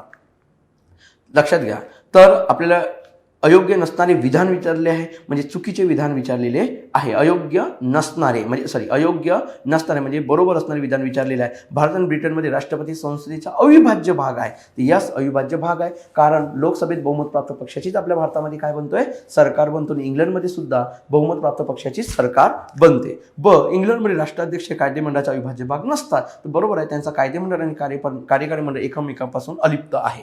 नंतर भारत बरोबर, स्टेटमेंट ब पण बरोबर आहे. ड, भारत व ब्रिटनमध्ये कार्यकारी मंडळ हे कायदेमंडळाचा भाग असते. मग अशी चर्चा झाली आपली, बरोबर आहे. अमेरिकेमध्ये मात्र कार्यकारी मंडळ हे कायदेमंडळाचा भाग नसते. ही सुद्धा स्टेटमेंट बरोबर आहे. म्हणजे पर्याय नंबर 4 हा योग्य उत्तर असणार. नंतर बघू क्वेश्चन नंबर 29. खालीलपैकी कोणत्या परिस्थितीत प्रलंबित विधेयक वेपगत होत नाही? तर म्हणजे सांगायचं आहे की एक लोकसभा डिझॉल्व्ह झाल्यानंतर 2 कंडिशन तयार होतात. काही कंडिशनमध्ये विधेयक वेपगत होतात आणि काही कंडिशनमध्ये विधेयक वेपगत होत नाही. आपण दोन्हीची चर्चा करणार. तर जर लोकसभा डिझॉल्व्ह झाली म्हणजे विसर्जित झाली तर कोणत्या म्हणजे 3 अशा कंडिशन्स आहेत. त्या 3 कंडिशनमध्ये तो विधेयक लॅप्स होतो म्हणजे वेपगत होतो. आणि 4 अशा कंडिशन आहेत जे लोकसभा विसर्जित झाल्यानंतरही सुद्धा 4 कंडिशनमध्ये तो विधेयक व्यपगत होत नाही. तर पहिला बघू आपण. तर पहिला काय म्हणते, तर सगळ्यात महत्त्वाचं, एखादी विधेयक जर प्रथमतः लोकसभेत मांडलं आणि लोकसभेत तो प्रलंबित आहे आणि लोकसभा बरखास्त झाली म्हणजे विसर्जित झाली तर तो विधेयक व्यपगत होतो. नंतर दुसरा, एखादी विधेयक प्रथमतः लोकसभेत मांडलं आणि लोकसभेत तो पास झाला आणि राज्यसभेत गेला पण राज्यसभेत तो विधेयक प्रलंबित आहे तर अशा वेळेस लोकसभा डिझॉल्व्ह झाली तरी तो विधेयक लॅप्स होतो. नंतर तिसरी कंडिशन आहे, एखादी विधेयक प्रथमतः राज्यसभेत मांडलं, राज्यसभेने संमत केलं आणि राज्यसभेने संमत केल्यानंतर तो लोकसभेत आला आणि लोकसभेत प्रलंबित आहे तर लक्षात घ्या लोकसभा डिझॉल्व्ह झाली त्यावेळेस आणि त्यावेळेस लोकसभा डिझॉल्व्ह झाल्यामुळे तो विधेयक सुद्धा व्यपगत होतो. म्हणजे अशा 3 कंडिशनमध्ये लोकसभा डिझॉल्व्ह झाली तर लोकसभा विसर्जित झाली आणि ह्या 3 कंडिशन आल्या तर तो विधेयक व्यपगत होतो. आणि तुम्हाला माहिती आहे 4 अशा कंडिशन आहेत की ज्यावेळेस लोकसभा विसर्जित झाली तरी जर 4 कंडिशन आल्या तर तो विधेयक व्यपगत होत नाही. तर नंबर 1 पहिला, असा विधेयक एखादी प्रथमतः राज्यसभेत मांडलं आणि राज्यसभेत तो प्रलंबित आहे आणि तशा वेळेस लोकसभा विसर्जित झाली तर तो विधेयक लॅप्स होत नाही. दुसरी आहे, राष्ट्रपतींनी जर संयुक्त बैठकीचं आयोजन केलं आणि त्याच वेळेस लोकसभा विसर्जित झाली तरी तो विधेयक लॅप्स होत नाही. नंबर 3 आपण जर बघितलं तर दोन्ही सभागृहांनी पास केलं राष्ट्रपतीकडे प्रलंबित आहे आणि अशा वेळेस लोकसभा विसर्जित झाली तर विधेयक सुद्धा लॅप्स होत नाही. आणि चौथा आहे, तर दोन्ही सभागृहांनी पास केल्यानंतर राष्ट्रपतीने तो विधेयक पुनर्विचारार्थ पाठवलाय आणि त्याच वेळेस लोकसभा डिझॉल्व्ह केली तर तो लक्षात घ्या तो विधेयक सुद्धा लॅप्स होत नाही. तर अशा 4 कंडिशनमध्ये तो विधेयक लॅप्स होत नाही. ठीक आहे. तर क्वेश्चन नंबर 29 योग्य उत्तर आहे म्हणजे पहिला 1 अ ब क. नंतर क्वेश्चन नंबर 30, संसद सभागृहाच्या अवमानाबद्दल शिक्षा किंवा तुरुंगवास देण्याचा निर्णय सर्वोच्च न्यायालयाने खालील पैकी कोणत्या खटल्यामध्ये दिलेला आहे. तर लक्षात घ्या 1965चा एक केशव सिंग खटला होता, त्या खटल्यामध्ये हा निर्णय दिलेला आहे. त्यामुळे 30चं योग्य उत्तर आहे 3. नंतर आहे क्वेश्चन नंबर 31, पुढील 2 विधानांचा विचार करा. 2 विधानांचा विचार करा. तर अ आणि ब त्याच्यामध्ये बरोबर आपल्याला विचारलेलं आहे. तर बघा 1950 साली जॉन मथाई यांच्या शिफारशीनुसार सार्वजनिक उपक्रम समिती स्थापना तर नाही, तर तुम्हाला माहित आहे तर इस्टिमेट कमिटी स्थापना केली होती. त्यामुळे चुकीची हे पर्याय, इस्टिमेट पाहिजे होती त्या ठिकाणी. ठीक आहे. 1964 साली कृष्ण मेनन शिफारशीला लोक अंदाज नाही, तिथे लोक अंदाज नाही, इस्टिमेट नाही, तिथे सार्वजनिक उपक्रम समिती पाहिजे होती. दोन्ही स्टेटमेंट बरोबर आहे. दोन्ही स्टेटमेंट अयोग्य आहेत. म्हणजे अ आणि ब दोन्हीही नाही. नंतर आपण बघू क्वेश्चन नंबर 32 ची चर्चा करू. योग्य सांकेतिक निवड करायचं आहे. अ ब क इकडे जोड्याला स्तंभ दिलेला आहे आणि ब मध्ये त्याची जोडी लावायची आहे. तर तुम्ही याचं बघितलं तर अ ब क यांच्याशी संबंधित अ चा जर योग्य बघितलं तर 2 आहे, ब चा जर बघितलं तर 1 आहे आणि क चा बघितलं तर 4 आहे आणि ड चा बघितलं तर आपण 3 आहे. म्हणजे योग्य पर्याय हा 2 आहे 32चा. नंतर आपण बघू क्वेश्चन नंबर 33, सर्वोच्च न्यायालयाने खालीलपैकी प्रारंभिक अधिकार क्षेत्रे कोणती आहेत. प्रारंभिक अधिकार क्षेत्राची आपण मगाशीच बोललोय की असा काही खटले जे डायरेक्ट सर्वोच्च न्यायालयात जाऊ शकतात त्या खटल्यांना प्रारंभिक अधिकार क्षेत्र असे म्हणतात. तर लक्षात घ्या असे आपल्या आर्टिकल 131 मध्ये तरतूद केलेली आहे. तर कोणते आहेत, तर संघराज्याशी संबंधित असलेले खटले असतात. तर पहिला, राज्यांमधील वाद, या 2 राज्यांमधील आपसातील वाद असेल तो वाद सुद्धा डायरेक्ट सर्वोच्च न्यायालयात जातो. केंद्र राज्यामधील वाद, लक्षात घ्या केंद्र राज्यामधील वाद सुद्धा केंद्र आणि 1 किंवा अनेक राज्यांचा जो वाद आहे केंद्र सरकारवर तो सुद्धा वाद डायरेक्ट सर्वोच्च न्यायालयात जातो. अनेक राज्यांविरुद्ध एक केंद्र सरकार म्हणजे 2 किंवा 2 पेक्षा अधिक घटक राज्य विरुद्ध एक केंद्र सरकार यांचा जो वाद सुद्धा सर्वोच्च न्यायालयात डायरेक्ट जातो. हे संघराज्य व्यवस्थेशी संबंधित वाद आहे ते प्रारंभिक अधिकार क्षेत्रात येतात. पण वित्त आयोगाचा वाद हा तिथे डायरेक्ट जात नाही. म्हणजे अ ब क हा योग्य उत्तर आहे. म्हणजे पर्याय नंबर 3 हा योग्य उत्तर आहे. पुढील आहे 34, पुढील विधाने विचारात घ्या. भारतीय राज्यघटनेनुसार संबंधित राज्य मंत्रिमंडळाने राजीनामा दिला तर महाधिवक्ता यांनी सुद्धा आपल्या पदाचा राजीनामा देण्याची तरतूद आहे. घटनेत तरतूद केली नाही तर हा काय तर संकेत आहे. तर महाधिवक्ता असा राजीनामा आपण बघितलं मागे महाधिवक्ताचं घटनेमध्ये 165 मध्ये तरतूद केलेली आहे. तर लक्षात घ्या याची नेमणूक ही राज्यपाल करते आणि त्याला पदावरून सुद्धा दूर राज्यपालच करतात. म्हणून महाधिवक्ता हे राज्यपालाच्या मर्जीने पद धारण करतात. ओके. नंतर ब, महाधिवक्त्यांचे पगार आणि भत्ते घटनेने निश्चित केलेले नाही. तर लक्षात घ्या यस हे सुद्धा स्टेटमेंट बरोबर आहे. तर फक्त पहिली चुकीची आहे. क, महाधिवक्ता हे राज्यपालांच्या मर्जीने पद धारण करते. तर याच्या आधीच आपण याची चर्चा केलेली आहे. तर पर्याय नंबर 3 हा 34चा योग्य उत्तर असेल. नंतर बघू आपण 35. 69वी घटनादुरुस्ती 1991 नुसार घटनेत खालीलपैकी कोणत्या अनुच्छेदात समावेश करण्यात आलेला आहे? तर लक्षात घ्या, ही दिल्लीशी संबंधित घटनादुरुस्ती होती. 69वी घटनादुरुस्ती 1991 ही तत्कालीन पंतप्रधान आपले PV नरसिम्हा काळात झालेली घटनादुरुस्ती आहे. तर या घटनादुरुस्तीनुसार 239 AA आणि 239 AB हे घटनेत नव्याने टाकण्यात आले आणि दिल्ली राष्ट्रीय राजधानी राज्यक्षेत्र अशी तरतूद करण्यात आली दिल्लीची. आणि दिल्लीसाठी सगळ्यात महत्त्वाची 70 सदस्यीय विधानसभाची तरतूद सुद्धा करण्यात आलेली आहे. तर लक्षात घ्या, 35चा योग्य उत्तर आहे क म्हणजेच काय, पर्याय नंबर 3 हा योग्य उत्तर आहे. नंतर बघा 36. काही विशिष्ट परिस्थितीमध्ये राज्यसूचीतील कोणत्याही विषयावर कायदा करण्याचा अधिकार भारतीय घटनेने कोणाला दिलेला आहे? तर संसदेला दिलेला आहे. तर एक गोष्ट सगळ्यात महत्त्वाची, आपल्या इथे 3 सूची आहेत: संघसूची, राज्यसूची आणि समवर्ती सूची. संघसूचीवर कायदे करण्याचा अधिकार केवळ संसदेला आहे, राज्यसूचीवर कायदा करण्याचा अधिकार केवळ राज्य विधिमंडळाला आहे आणि समवर्ती सूचीवर कायदा करण्याचा अधिकार दोघांना आहे. पण कोणाचा कायदा वरचढ ठरतो? तर संघाचा, केंद्राचा कायदा वरचढ ठरतो. पण राज्यसूचीवर जरी राज्य विधिमंडळाला कायदा करण्याचा अधिकार दिला असेल, पण 4 अशा काही कंडिशन्स आहेत, तर त्या कंडिशनमध्ये केंद्र हा राज्यांच्या विषयावर कायदा करू शकतो. त्यातली पहिली अनुच्छेद आहे 249. 249 काय सांगते? जर राज्यसभेला असं वाटलं की राज्यसूचीतील एखादी विषय हा राष्ट्रहितासाठी महत्वाचा आहे, तर या संबंधित जर ठराव तिने पास केला तर संसद त्यानुसार कायदा करू शकते राज्यसूचीच्या विषयावर. नंबर 2, 250. जर आणि राष्ट्रीय आणीबाणी पुकारली असेल तर संसद राज्यसूचीतील कोणत्याही विषयावर कायदा करू शकते. पण असा केलेला कायदा आणीबाणी संपुष्टात आल्याच्या नंतर तो सुद्धा संपुष्टात येतो 6 महिन्यानंतर आत. नंतर आपण बघितलं, नंतर आहे 252. 2 राज्यांनी जर तशी विनंती केली केंद्राला तरी केंद्र राज्यसूचीच्या विषयावर कायदा करू शकते. आणि चौथा आहे महत्वाचं 243. तर याच्यामध्ये जर आंतरराष्ट्रीय कराराची अंमलबजावणी करायची असेल तर केंद्र राज्यसूचीच्या एखाद्या विषयावर कायदा करू शकतो. ठीक आहे, त्याच्यामुळे पर्याय नंबर अ हा योग्य आहे. ब, राष्ट्रीय आणीबाणीच्या अंमलबजावणीच्या काळात संसद राज्यसूचीतील कोणत्याही विषयावर कायदा करू शकते. राष्ट्रीय आणीबाणीच्या अंमलबजावणीच्या काळात मी आताच याच्या आधी चर्चा केलेली आहे, 250 नुसार ती करता येते. मग दोन्ही पर्याय बरोबर आहे, पण ब हे अचे स्पष्टीकरण नसू शकते. नंतर 37 बघा, पुन्हा स्थानिक स्वराज्य संस्थेशी संबंधित आहे आणि आपल्या रेग्युलर 42 आणि 97शी संबंधित आहे. तर लक्षात घ्या, 37चा अचा म्हणजे ग्रामीण स्थानिक स्वराज्य संस्थेशी संबंधित आहे. त्याचा भाग 9 टाकण्यात आला 73व्या घटनादुरुस्तीनुसार. 74व्या घटना मगाशीच आपण चर्चा केली याच्या संबंधी. आणि 74व्या घटनादुरुस्तीनुसार आपण 9A टाकण्यात आला घटनेमध्ये आणि 42व्या घटनादुरुस्तीनुसार घटनेमध्ये 14A टाकण्यात आलं. 14A हे कशाशी संबंधित आहे? तर न्यायाधिकरणाशी संबंधित आहे. त्या संबंधित 2 आर्टिकल टाकण्यात आले, 323A आणि 323B.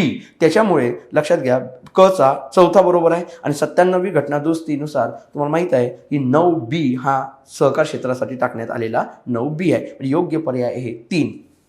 नंतर 38व्या प्रश्नाची आपण चर्चा करणार आहोत. घटनादुरुस्ती प्रक्रिया ही राज्यघटनेची सक्षम परिपूर्ण बाजू आहे. ती गुंतागुंतीची वाटत असली तरी ती केवळ एक भिन्न बाब आहे, असे विधान घटनादुरुस्ती संबंधित कोणी म्हणलं? तर ग्रॅव्हलिन ऑस्टिन यांनी म्हटलेलं आहे. म्हणजे पर्याय नंबर 3 योग्य आहे. नंतर 39 जर आपण बघितलं, बरोबर विधान निवडायचं आहे. तर या संबंधित बघा, पहिला जर आपण पर्याय बघितला तर हा चुकीचा आहे. अमेरिकेमध्ये भारतात संप हा प्रतिबंध करणारा कोणताही कायदा नाही, तर भारतात असे कायदे आहेत. नंतर ब, प्रशासकीय सुधारणा आयोगाने अशी शिफारस केली की नागरी सेवकांच्या संपावर भारतात पूर्णपणे प्रतिबंध असावा. तर ही स्टेटमेंट योग्य आहे. तर ब नंबरचा पर्याय फक्त योग्य आहे, म्हणजे पर्याय नंबर 2. प्रश्न नंबर 40ची आपण चर्चा करणार. तर जोडी बरोबर नाही म्हणजे अयोग्य जोडीची चर्चा करायची आहे. तर बघा, अनुच्छेद 153 सांगते राज्यपालाचे पद. हो, तर ही स्टेटमेंट बरोबर आहे का? तर आहे. तर प्रत्येक घटक राज्यासाठी एक काय असेल? राज्यपाल असेल, असं 153 मध्ये सांगितलेलं आहे. पण आपण त्याच्यामध्ये एक 7वी घटनादुरुस्ती केली आणि या 7व्या घटनादुरुस्ती 1956 असं सांगण्यात आलेलं आहे की 2 किंवा 2 पेक्षा अधिक घटक राज्यांसाठी एक राज्यपाल असू शकतो. त्यामुळे 153 मध्ये एक घटनादुरुस्ती संबंधित म्हणजे 7वी आहे. नंतर ब, 156 ब मध्ये बघा, राज्यपालाचा कार्यकाल. तर हो, राज्यपालाचा कार्यकाल सांगितलेला आहे, तो सुद्धा योग्य आहे. नंतर बघा 154 राज्यपालाचे कार्यकारी अधिकार. यस, तर प्रत्येक घटक राज्याचा कार्यकारी प्रमुख हा राज्यपाल असेल, 154 मध्ये स्पष्ट केलेले आहे. अनुच्छेद 155 मध्ये काय सांगते, राज्यपालाची पदच्युती. ती चुकीची आहे, पदच्युती नाही. तर लक्षात घ्या, त्याची नेमणूक सांगितली आहे. तर राज्यपालाची नेमणूक 155 मध्ये सांगितली आहे आणि त्यांची नेमणूक भारताचे राष्ट्रपती करतात आणि राष्ट्रपतींच्याच मर्जीने ते आपले पद धारण करतात. त्यामुळे त्यांना पदावरून दूर करण्याची कोणती पद्धत घटनेत सांगितली नाही. राष्ट्रपती केव्हाही त्यांना वापस बोलवू शकतात. त्यामुळे पर्याय नंबर ड हा अयोग्य एकच जोडी आहे. नंतर बघा 41, भारताच्या परिक्षेत्राच्या बाहेर असलेल्या क्षेत्रावर भारताचे कायदे लागू राहतील अशी तरतूद भारतीय घटनेत कोणत्या अनुच्छेदानुसार करण्यात आलेला आहे. तर आपल्या घटनेचा अनुच्छेद 260 अन्वये करण्यात आला आहे. तर हे आपल्या घटनेच्या भाग 11 मध्ये स्पष्ट केलेलं आहे, केंद्र राज्य संबंधामध्ये सांगितलेलं आहे. तर 260.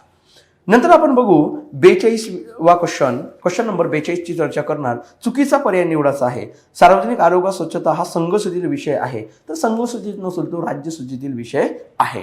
नंतर बघा कामगार कल्याण हा संघसूचित, तर हा समवर्ती कॉन्क्रीट लिस्टचा विषय आहे. तर दोन्ही अ आणि ब हे दोन्ही चुकीचे आहे. नंतर प्रश्न नंबर 43 ची आपण चर्चा करणार आहोत. तर 43 प्रश्न काय म्हणते, अतिकेंद्रकामुळे केंद्रात रक्तदाब वाढतो तर परिघावर रक्ताचा अभाव निर्माण होतो. तर अशी स्टेटमेंट कोणी म्हणली, तर अशी स्टेटमेंट 1983 ची जी सरकारी आयोग आहे, इंदिरा गांधींच्या काळात निर्माण झालेल्या त्यांच्या सरकारी आयोगाची ती स्टेटमेंट आहे. त्यामुळे 44चा योग्य उत्तर आहे प्रश्न नंबर 4.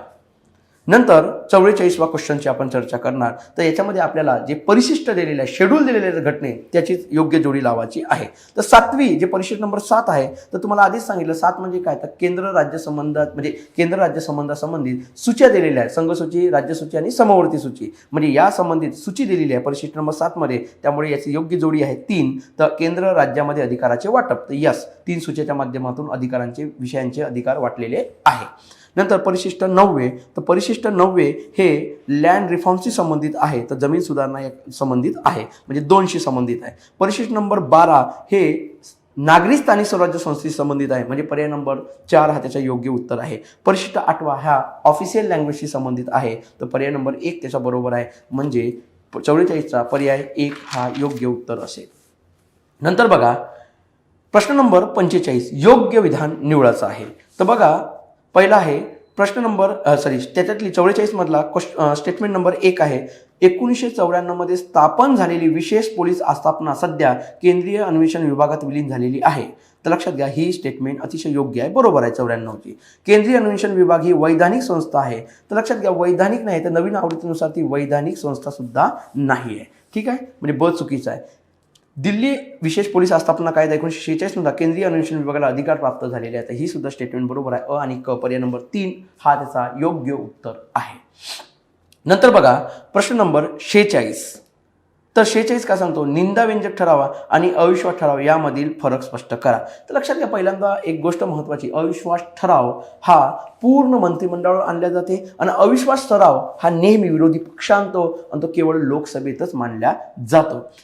असं लोकसभेत मांडण्यापूर्वी किमान जर विचार केला तर लोकसभेच्या किमान 50 सदस्यांनी तशी पूर्व लिखित नोटीस देणे आवश्यक आहे आणि जर सभापती स्पीकरने तो स्वीकारल्या तर लक्षात 10 दिवसात त्याच्या विशेष बैठक बोलवल्या जाते आणि या बैठकीत जर तो ठराव संमत झाला तर सरकार आपोआपच कोसळते, म्हणजे अविश्वास ठराव पास झाला तर सरकार कोसळते. तर लक्षात घ्या, यासाठी कोणतेही सरकार अविश्वास ठराव आम्ही काय म्हणतोय याचं कारण देण्याची गरज विरोधकांना नाही. आणि निंदाव्यंजक प्रस्ताव बिलकुल त्याचा विरोधात आहे. तर निंदाव्यंजक प्रस्ताव हा एखाद्या व्यक्तिगत मंत्र्याविरुद्ध किंवा मंत्रीच्या गटाविरुद्ध किंवा मंत्रिमंडळाविरुद्ध सुद्धा मांडला जाऊ शकते. त्यांच्या अपयशाबद्दल किंवा त्यांनी न केलेल्या कृतीबद्दल किंवा केलेली चुकीच्या कृतीबद्दल हा ठराव मांडता येतो. तर बघा निंदाव्यंजक ठराव लोकसभा राज्यसभा या दोन्ही सभागृहात मांडता येतो, अविश्वास ठराव फक्त लोकसभेत मांडता येतो. तर नाही, स्टेटमेंट चुकीचं आहे. तर लक्षात घ्या, बरोबर काय आहे, तर दोन्ही फक्त लोकसभेतच मांडता येतो. अविश्वास ठराव फक्त मंत्रिमंडळाविरुद्ध असतो, तर निंदाव्यंजक ठराव एका मंत्र्याविरुद्ध किंवा गटाविरुद्ध असतो. आताच चर्चा झाली त्याच्यावर. क सुद्धा जर तुम्ही बघितलं तर तो सुद्धा स्टेटमेंट बरोबरच आहे. अविश्वास ठरावाची कारणे नमूद करणे आवश्यक नाही आणि निंदाव्यंजक ठरावाची कारणे नमूद करणे आवश्यक आहे. आणि ड चा बघितला आपण तर ड सुद्धा बरोबर आहे. तर लक्षात, निंदाव्यंजक ठराव संमत झाला तर सरकारला राजीनामा देण्याची गरज नाही, पण अविश्वास ठराव संमत झाला तर सरकारला राजीनामा देणे आवश्यक आहे. नंतर बघा क्वेश्चन नंबर 47. आपल्याला घटनादुरुस्तीचा राष्ट्रीय आणीबाणी लावताना राष्ट्रपतीच्या खात्री कोणत्या न्यायालयात आव्हान न देण्याची तरतूद तसे त्यांची न्यायिक पुनर्विचार न करण्याची तरतूद खाली कोणत्या घटनादुरुस्तीने करण्यात आलेली होती? तर हे 1975ची 38वी घटनादुरुस्ती करण्यात आलेली होती. तर 47 योग्य उत्तर आहे 1. 44वा बघा, विधान अयोग्य कोणत्या म्हणजे चुकीचा विधान ओळखायचं आहे. तर चुकीचं विधान बघा, तर पहिली स्टेटमेंट आपण बघितलं तर पहिली स्टेटमेंट ही योग्य आहे. 6 वर्षाचा कालावधी पूर्ण करेपर्यंत किंवा 62 वर्षापर्यंत राज्य लोकसेवा आयोगाचे सदस्यांचे कार्यकाल आहे. तर लक्षात घ्या. नंतर बघा, जर एखादा सदस्य निवृत्तीनंतर महाराष्ट्र लोकसेवा अध्यक्ष म्हणून नियुक्त झाला तर त्याचे वय किती असले तरी त्याला अधिकतम कालावधी 6 वर्षाचा पूर्ण करावा मिळतो. तर लक्षात घ्या, हे चुकीचं आहे. तर त्याच्या वयाच्या लक्षात घ्या 62 वर्ष पूर्ण होईपर्यंत जो कार्यकाल असेल तो पूर्ण करता येतो. म्हणजे ब हा चुकीचा पर्याय आहे. नंतर 49वा पुन्हा बघू, स्थानिक स्वराज्य संस्थेशी संबंधित समिती आहे. आता बघा 1986ची समिती संबंधित LM सिंघवी समिती जिनं स्थानिक स्वराज्य संस्थेला घटनात्मक दर्जा द्या असं स्पष्ट केलेला होता. तर 49व्या क्वेश्चनला आपण सुरुवात करू. पहिला आहे अ चा योग्य पर्याय बघा, सिंघवी समिती 4. नंतर ब चा आपण बघितला बलवंतराव मेहता समिती, बरोबर आहे. त्याला समुदाय विकास कार्यक्रमाशी संबंधित होती, त्याच्या पुनर्विकलन करायचं होतं समितीला, म्हणजे बलवंतराव मेहता समिती. नंतर क बघा, पंचायती राज संस्थेशी संबंधित अशोक मेहता समिती. आणि ड ही GVK राव यांच्या समिती संबंधित आहे. म्हणजे पर्याय नंबर 1 हा योग्य पर्याय आहे. नंतर प्रश्न नंबर 50, अनुच्छेद 28 नुसार स्थापन करण्यात आलेल्या पुढीलपैकी कोणत्या शैक्षणिक संस्थेमध्ये धार्मिक शिक्षण देता येत नाही? तर लक्षात घ्या, याच्या संबंधित हा आपण 25 पासून तर 28 पर्यंत पाहिलं तर धार्मिक शिक्षण, धार्मिक संबंधित आपला जो चॅप्टर आहे तर त्या संबंधित याला आपल्याला योग्य पर्याय निवडायचा, धार्मिक शिक्षण देता येणार नाही. तर आपण बघितलं तर एक पहिल्याच पर्याय आहे, पूर्णपणे राज्यसंस्थेचे किंवा सरकारी पैशातून चाललेल्या जाणाऱ्या शैक्षणिक संस्थेमध्ये कुठल्याही प्रकारचे धार्मिक शिक्षण संस्था देता येत नाही. तर लक्षात घ्या 50चा योग्य पर्याय आहे अ. प्रश्न नंबर 51ची चर्चा आपण करू आता. तर 51वा क्वेश्चन हा आर्थिक आणीबाणी संबंधित आहे. तर आपल्या घटनेमध्ये 360 मध्ये हा आर्थिक आणीबाणीची तरतूद केलेली आहे.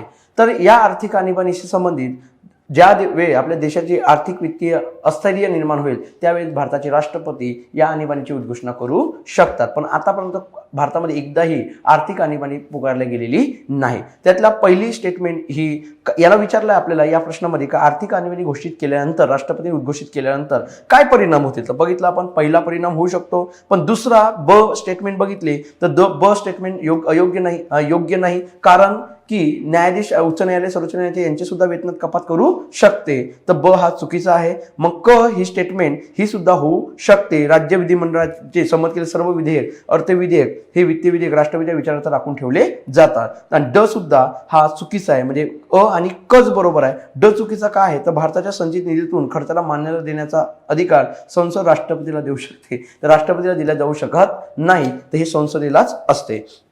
तर पर्याय नंबर 3 हा त्याचा योग्य उत्तर आहे अ आणि क. नंतर बघा 52 संबंधित बघा आपण नंतर ऑलरेडी याची चर्चा केलेली आहे. या स्टेटमेंट या प्रश्न नंबर 52 ची आधीच आपण डिटेलमध्ये माहिती घेतलेली आहे. तर बघा राष्ट्रीय हितासाठी राज्यसभेतील बाबींसंबंधित विनिमय करणे. मगाशीच बोललो की 249 अन्वये राज्यसभेला वाटलं की राज्यसभेतील एखादी विषय हा राष्ट्रीय हितासाठी आवश्यक असेल तर संसद याच्यावर कायदा करू शकेल, असा ठराव मांडू शकते. नंतर ब समवर्ती सूची आणि राज्यसभे सूचीमध्ये नमूद न केलेल्या कोणत्याही बाबी संबंधी विधी नियमन करणे म्हणजे शेषाधिकार हा संसदेकडे असतो. तो 248 अन्वये आहे. नंतर बघा क आंतरराष्ट्रीय कराराची अंमलबजावणी. तर कराराची अंमलबजावणी आहे तर अनुच्छेद 253 मध्ये दिलेली आहे. नंतर बघा ड आणीबाणीची घोषणा जारी असताना राज्यसभेतील कोणत्याही बाबी समिती विधी नियम करणे. तर हा अनुच्छेद 250 मध्ये मग अशी चर्चा केली. त्यामुळे अ ब क ड यांना योग्य पर्याय जर बघितले आपण तर 2 1 4 3 म्हणजे पर्याय नंबर 2 हा योग्य असेल. नंतर बघा प्रश्न नंबर 53, मूलभूत अधिकारातील अनुच्छेद 22 मध्ये खालीलपैकी कोणती तरतूद देण्यात आलेली नाही?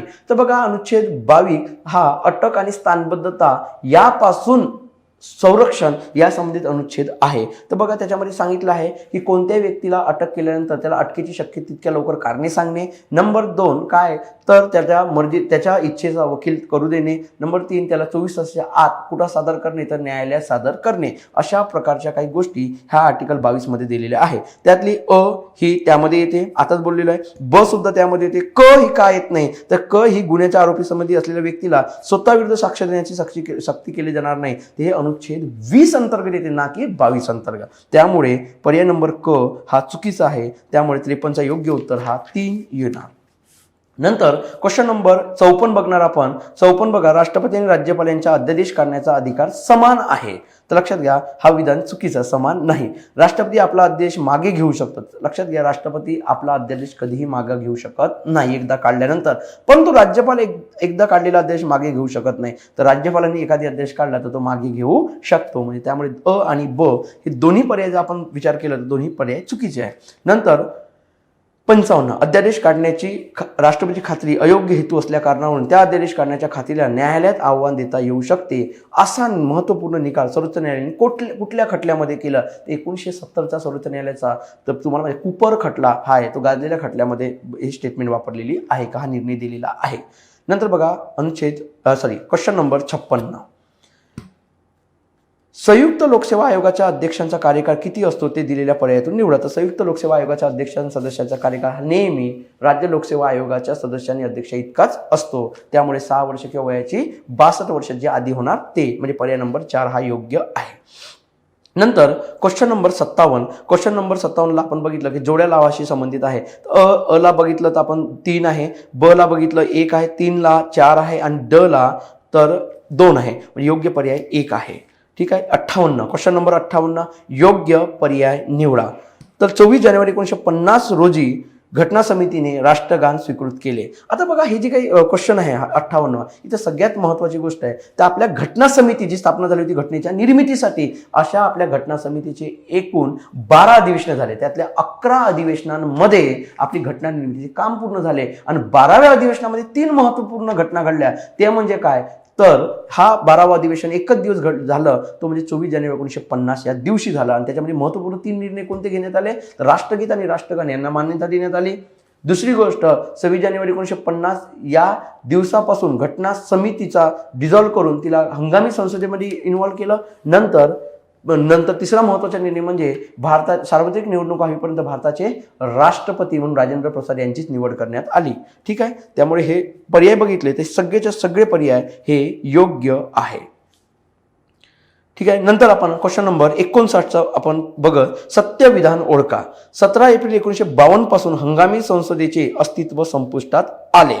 यस ही स्टेटमेंट अतिशय योग्य आहे. सत्यविधान आहे. 2 सदस्य असलेली पहिली निवडणूक झालेली संसद मे 1954 मध्ये अस्तित्वात आली. तर मे 1954 नाही तर तुम्हाला माहिती आहे 13 मे 1952 हा दिवस आहे. 13 मे 1952. त्यामुळे हे ब चुकीचं आहे, अ बरोबर आहे. म्हणजे पर्याय नंबर 1 हा योग्य उत्तर आहे. पुन्हा जोड्या लावाशी संबंधित आहे. तर बघा 60चा योग्य जोड्या आपण बघितल्या ज्या समित्या होत्या घटना समिती, तर त्याच्या संबंधित समित्या होत्या त्याचा योग्य पर्याय आहे 1. नंतर आपण क्वेश्चन नंबर 21 बघू. खालीलपैकी कोणत्या लेखकाने principle of social political theory या पुस्तकाच्या सुरुवातीला भारतीय घटनेची प्रास्ताविकता त्यांनी जोडली? तर अर्नेस्ट बार्कर हा व्यक्ती आहे. ठीक आहे. 1951 दरम्यान त्याची पुस्तक आलेली होती. नंतर क्वेश्चन नंबर 62 खालील विधाने लक्षात घ्या. आपल्याला चुकीचे विधान ओळखायचं आहे. तर लक्षात घ्या राज्यघटनेने विविध भागात केलेल्या अनेक महत्त्वाच्या बदलांमुळे 42व्या घटनादुरुस्तीला लघु राज्यघटना किंवा मिनी कॉन्स्टिट्यूशन म्हणतात. ही स्टेटमेंट बरोबर आहे. ऑस्ट्रेलियन राज्यघटनेत सुरुवातीला 128 तर अमेरिकन घटनेमध्ये 128 कलमे होती. तर ही सुद्धा स्टेटमेंट बरोबर आहे. तर चुकीचा कोणतंच नाही, सर्वच बरोबर आहे. नंतर 63 क्वेश्चन नंबर 63 भारतीय घटना ही जगातील एक अवाढव्य राज्यघटना आहे. हा अवाढव्य आकार असण्याची खालील प्रकारे कोणती कारणे आहे? तर आपण बघितलं अ ब क ड हे 4ही स्टेटमेंट अवाढव्य असण्याची कारण आहे, म्हणजे वरीलपैकी सर्व. नंतर क्वेश्चन नंबर 64 बिनचूक नाही असा पर्याय निवडायचा आहे. म्हणजे अयोग्य पर्याय निवडायचा आहे. तर एखाद्या राज्याची भौगोलिक सलगता यांचे अस्तित्व यांची भारतीय राज्यघटना हमी देत नाही. तर बरोबर आहे, एखाद्या राज्याचं आर्टिकल 3 नुसार इंटरनल कोणताही चेंजेस आपली भारताची संसद करू शकते, म्हणजे योग्य आहे. भारतीय संघराज्याचे बदलणाऱ्या संघराज्याचे एक अविचलित संघ असे वर्णन योग्य आहे. तर ही सुद्धा योग्य स्टेटमेंट आहे. अ आणि ब दोन्हीही नाही. नंतर बघा 65 पहिली स्टेटमेंट बघा, राष्ट्रपतीच्या शिफारशीशिवाय खर्चासाठी कोणतीही मागणी केली जाणार नाही. म्हणजे हे अनुच्छेद आपल्या घटनेच्या अनुच्छेदमध्ये दिलेले आहे. प्रश्न नंबर 65 ची चर्चा करतोय, त्यातला पहिला पर्याय 65 साठी योग्य असेल. ठीक आहे. नंतर बघा क्वेश्चन नंबर 66 स्टेटमेंट आहे. काय म्हणते आपल्या राज्यघटनेत सर्व खालील विधान कोणी म्हटले, असं आपल्याला ओळखायचं आहे. आम्हाला वीणा किंवा सतार यांची संगीत हवे होते, पण इथे इंग्रजी घोष विभागाचे संगीत आहे. घटनाकारांचे शिक्षणच त्या पद्धतीने झालेले आहे. तर अशी स्टेटमेंट के हनुमंतय्या यांनी तयार म्हणलेले आहे. तर क्वेश्चन नंबर 66 योग्य पर्याय आहे पर्याय नंबर 4. नंतर आहे 67 खालीलपैकी कोणते शब्द फक्त उद्देश पत्रिकेत नमूद असून ते इतरत्र नाही. तर बघा नमूद म्हणजे तो शब्दाचा उल्लेख कुठं नाही आहे. तर लक्षात घ्या, समाजवादी आणि धर्मनिरपेक्ष यांचा उल्लेख कुठेही घटनेत डायरेक्ट थेट दिलेला नाही. तो त्यांचा कन्क्लुजन आहे. तर लक्षात घ्या ब आणि क हा योग्य पर्याय असेल, म्हणजे पर्याय नंबर 2 हा योग्य असेल. नंतर आहे क्वेश्चन नंबर 68 ची चर्चा करणार. बरोबर विधान ओळखायचं आहे. पहिली स्टेटमेंट 73 साली लॅगदेव आणि 73 सालचे म्हैसूरचे नामकरण असं 2 स्टेटमेंट दिला आहे. हे दोन्ही स्टेटमेंट योग्य आहे, म्हणजे 68चा योग्य पर्याय आहे पर्याय नंबर 1. नंतर आहे क्वेश्चन नंबर 69 राज्य पुनर्रचना आयोग करताना भाषेचा आधार का घेण्यात आला, या संबंधित ही स्टेटमेंट आहे. तर याच्यामध्ये आपण जर बघितलं तर 4 स्टेटमेंट दिला. ह्या 4 स्टेटमेंट त्याशी निगडीत आहे, म्हणजे योग्य आहेत. म्हणजे 4 स्टेटमेंट ह्या सर्व बरोबर आहेत. नंतर क्वेश्चन नंबर आपण 70 ची चर्चा करू. 70 योग्य जोड्या जुळवा.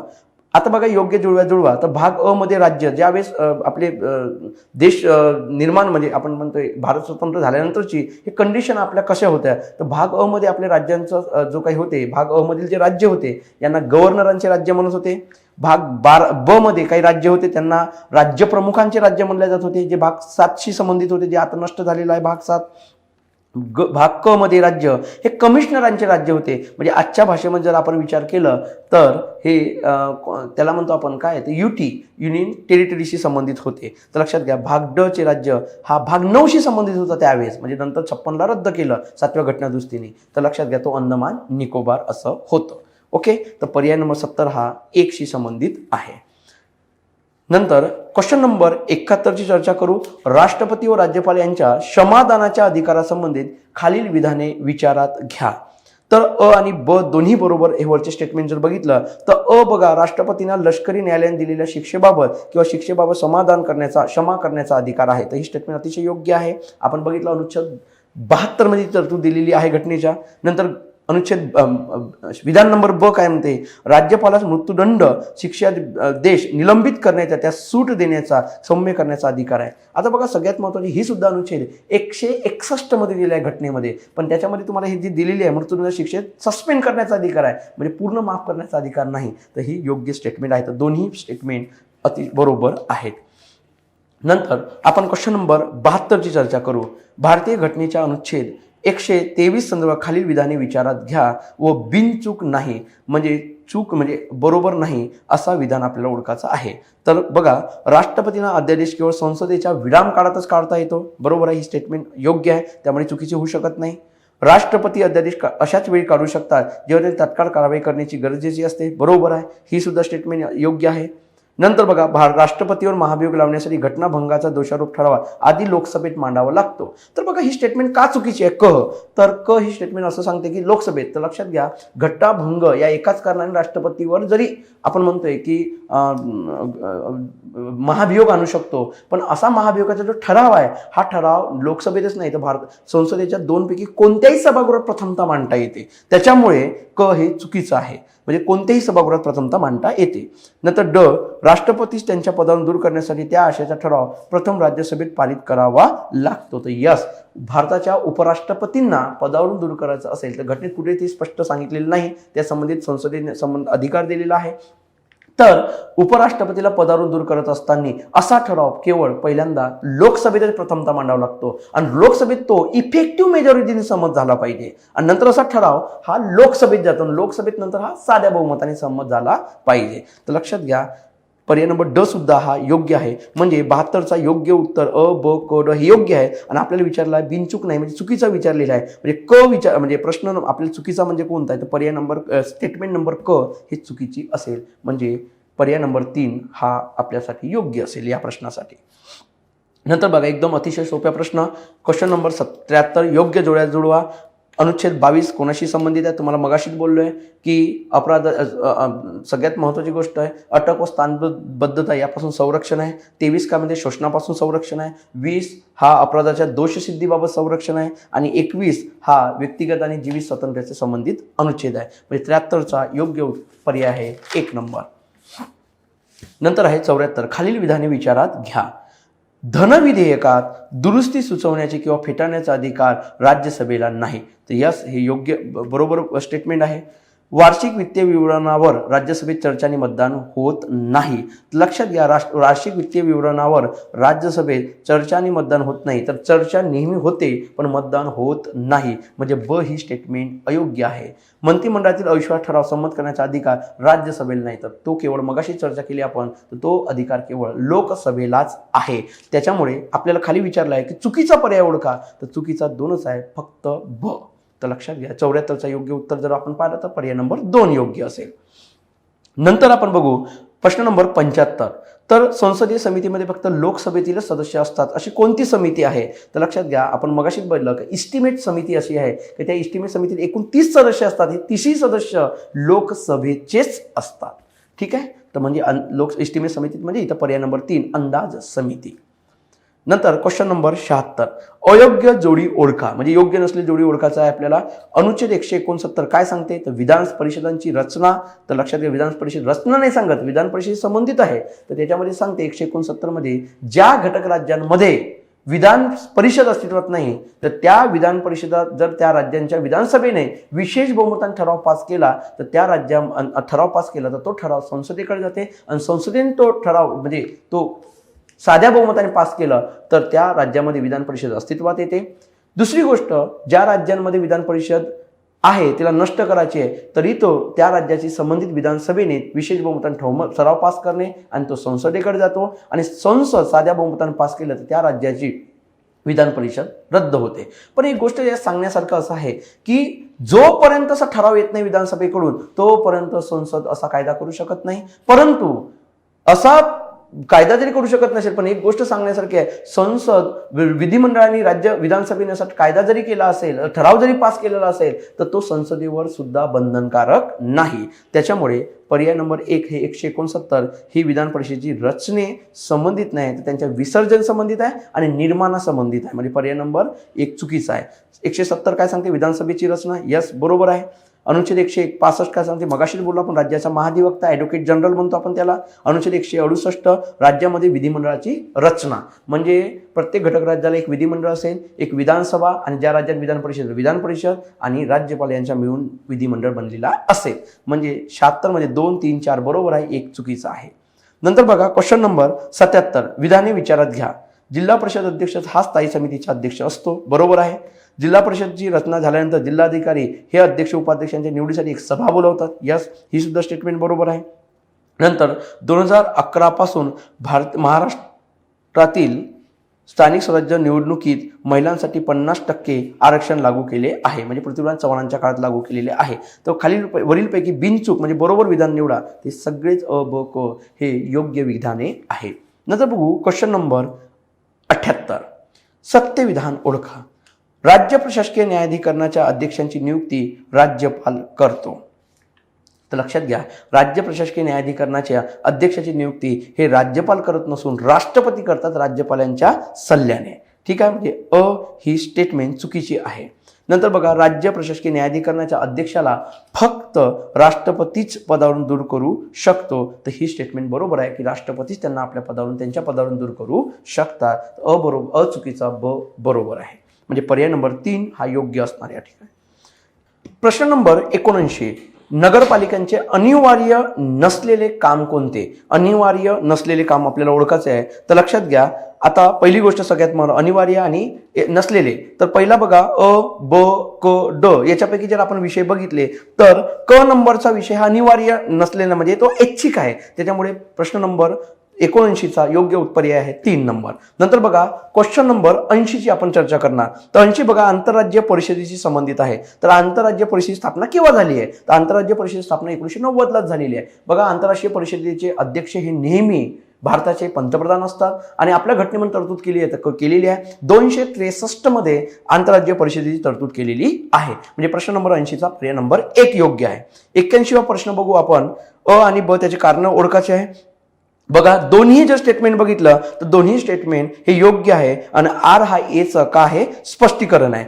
ठीक आहे. क्वेश्चन नंबर 82 बघू. 82चा आपला प्रश्न आहे चुकीचं विधान ओळखायचं आहे. तर चुकीचं विधान काय आहे? तर बघा पहिला पद्धत जे काय राज्यपालाची जे काही नियुक्ती आहे ती आपण कॅनेडियन पद्धतीपासून स्वीकारलेली आहे. पण ब आणि क चुकीचा दिसतोय. का बरं? राज्यपालाची नियुक्ती राष्ट्रपतीद्वारे घटनेने ठरवून दिलेल्या कालावधीसाठी केलेली जाते. तर हे चुकीचं विधान आहे. घटनेमध्ये असं ठरवलेलं नाहीये. महालेखापालाची नियुक्ती करताना म्हणजे ब हा का बरं चुकीचा आहे? तर लक्षात राष्ट्रपतीला केव्हाही वापस बोलवू शकतात. त्यामुळे चुकीचं आहे. क महालेखापालांची नियुक्ती कॅगची नियुक्ती करताना राष्ट्रपती राज्यांशी विचारविनिमय करू शकतात पण राज्यांचा सल्ला त्यांच्यावर बंधनकारक नाही. हे सुद्धा स्टेटमेंट काय आपली चुकीची आहे. त्यामुळे ब आणि क हे चुकीचं आहे. ब आणि क त्याचा योग्य पर्याय म्हणजे पर्याय नंबर 2 हा योग्य असेल. क्वेश्चन नंबर 83 पुढील विधाने सत्य कोणती ते ओळखा. तर अविश्वासाचा ठराव राज्यसभा स्वीकारत नाही. अविश्वासाचा ठराव राज्यसभा स्वीकारत नाही. तर यस सत्य आहे.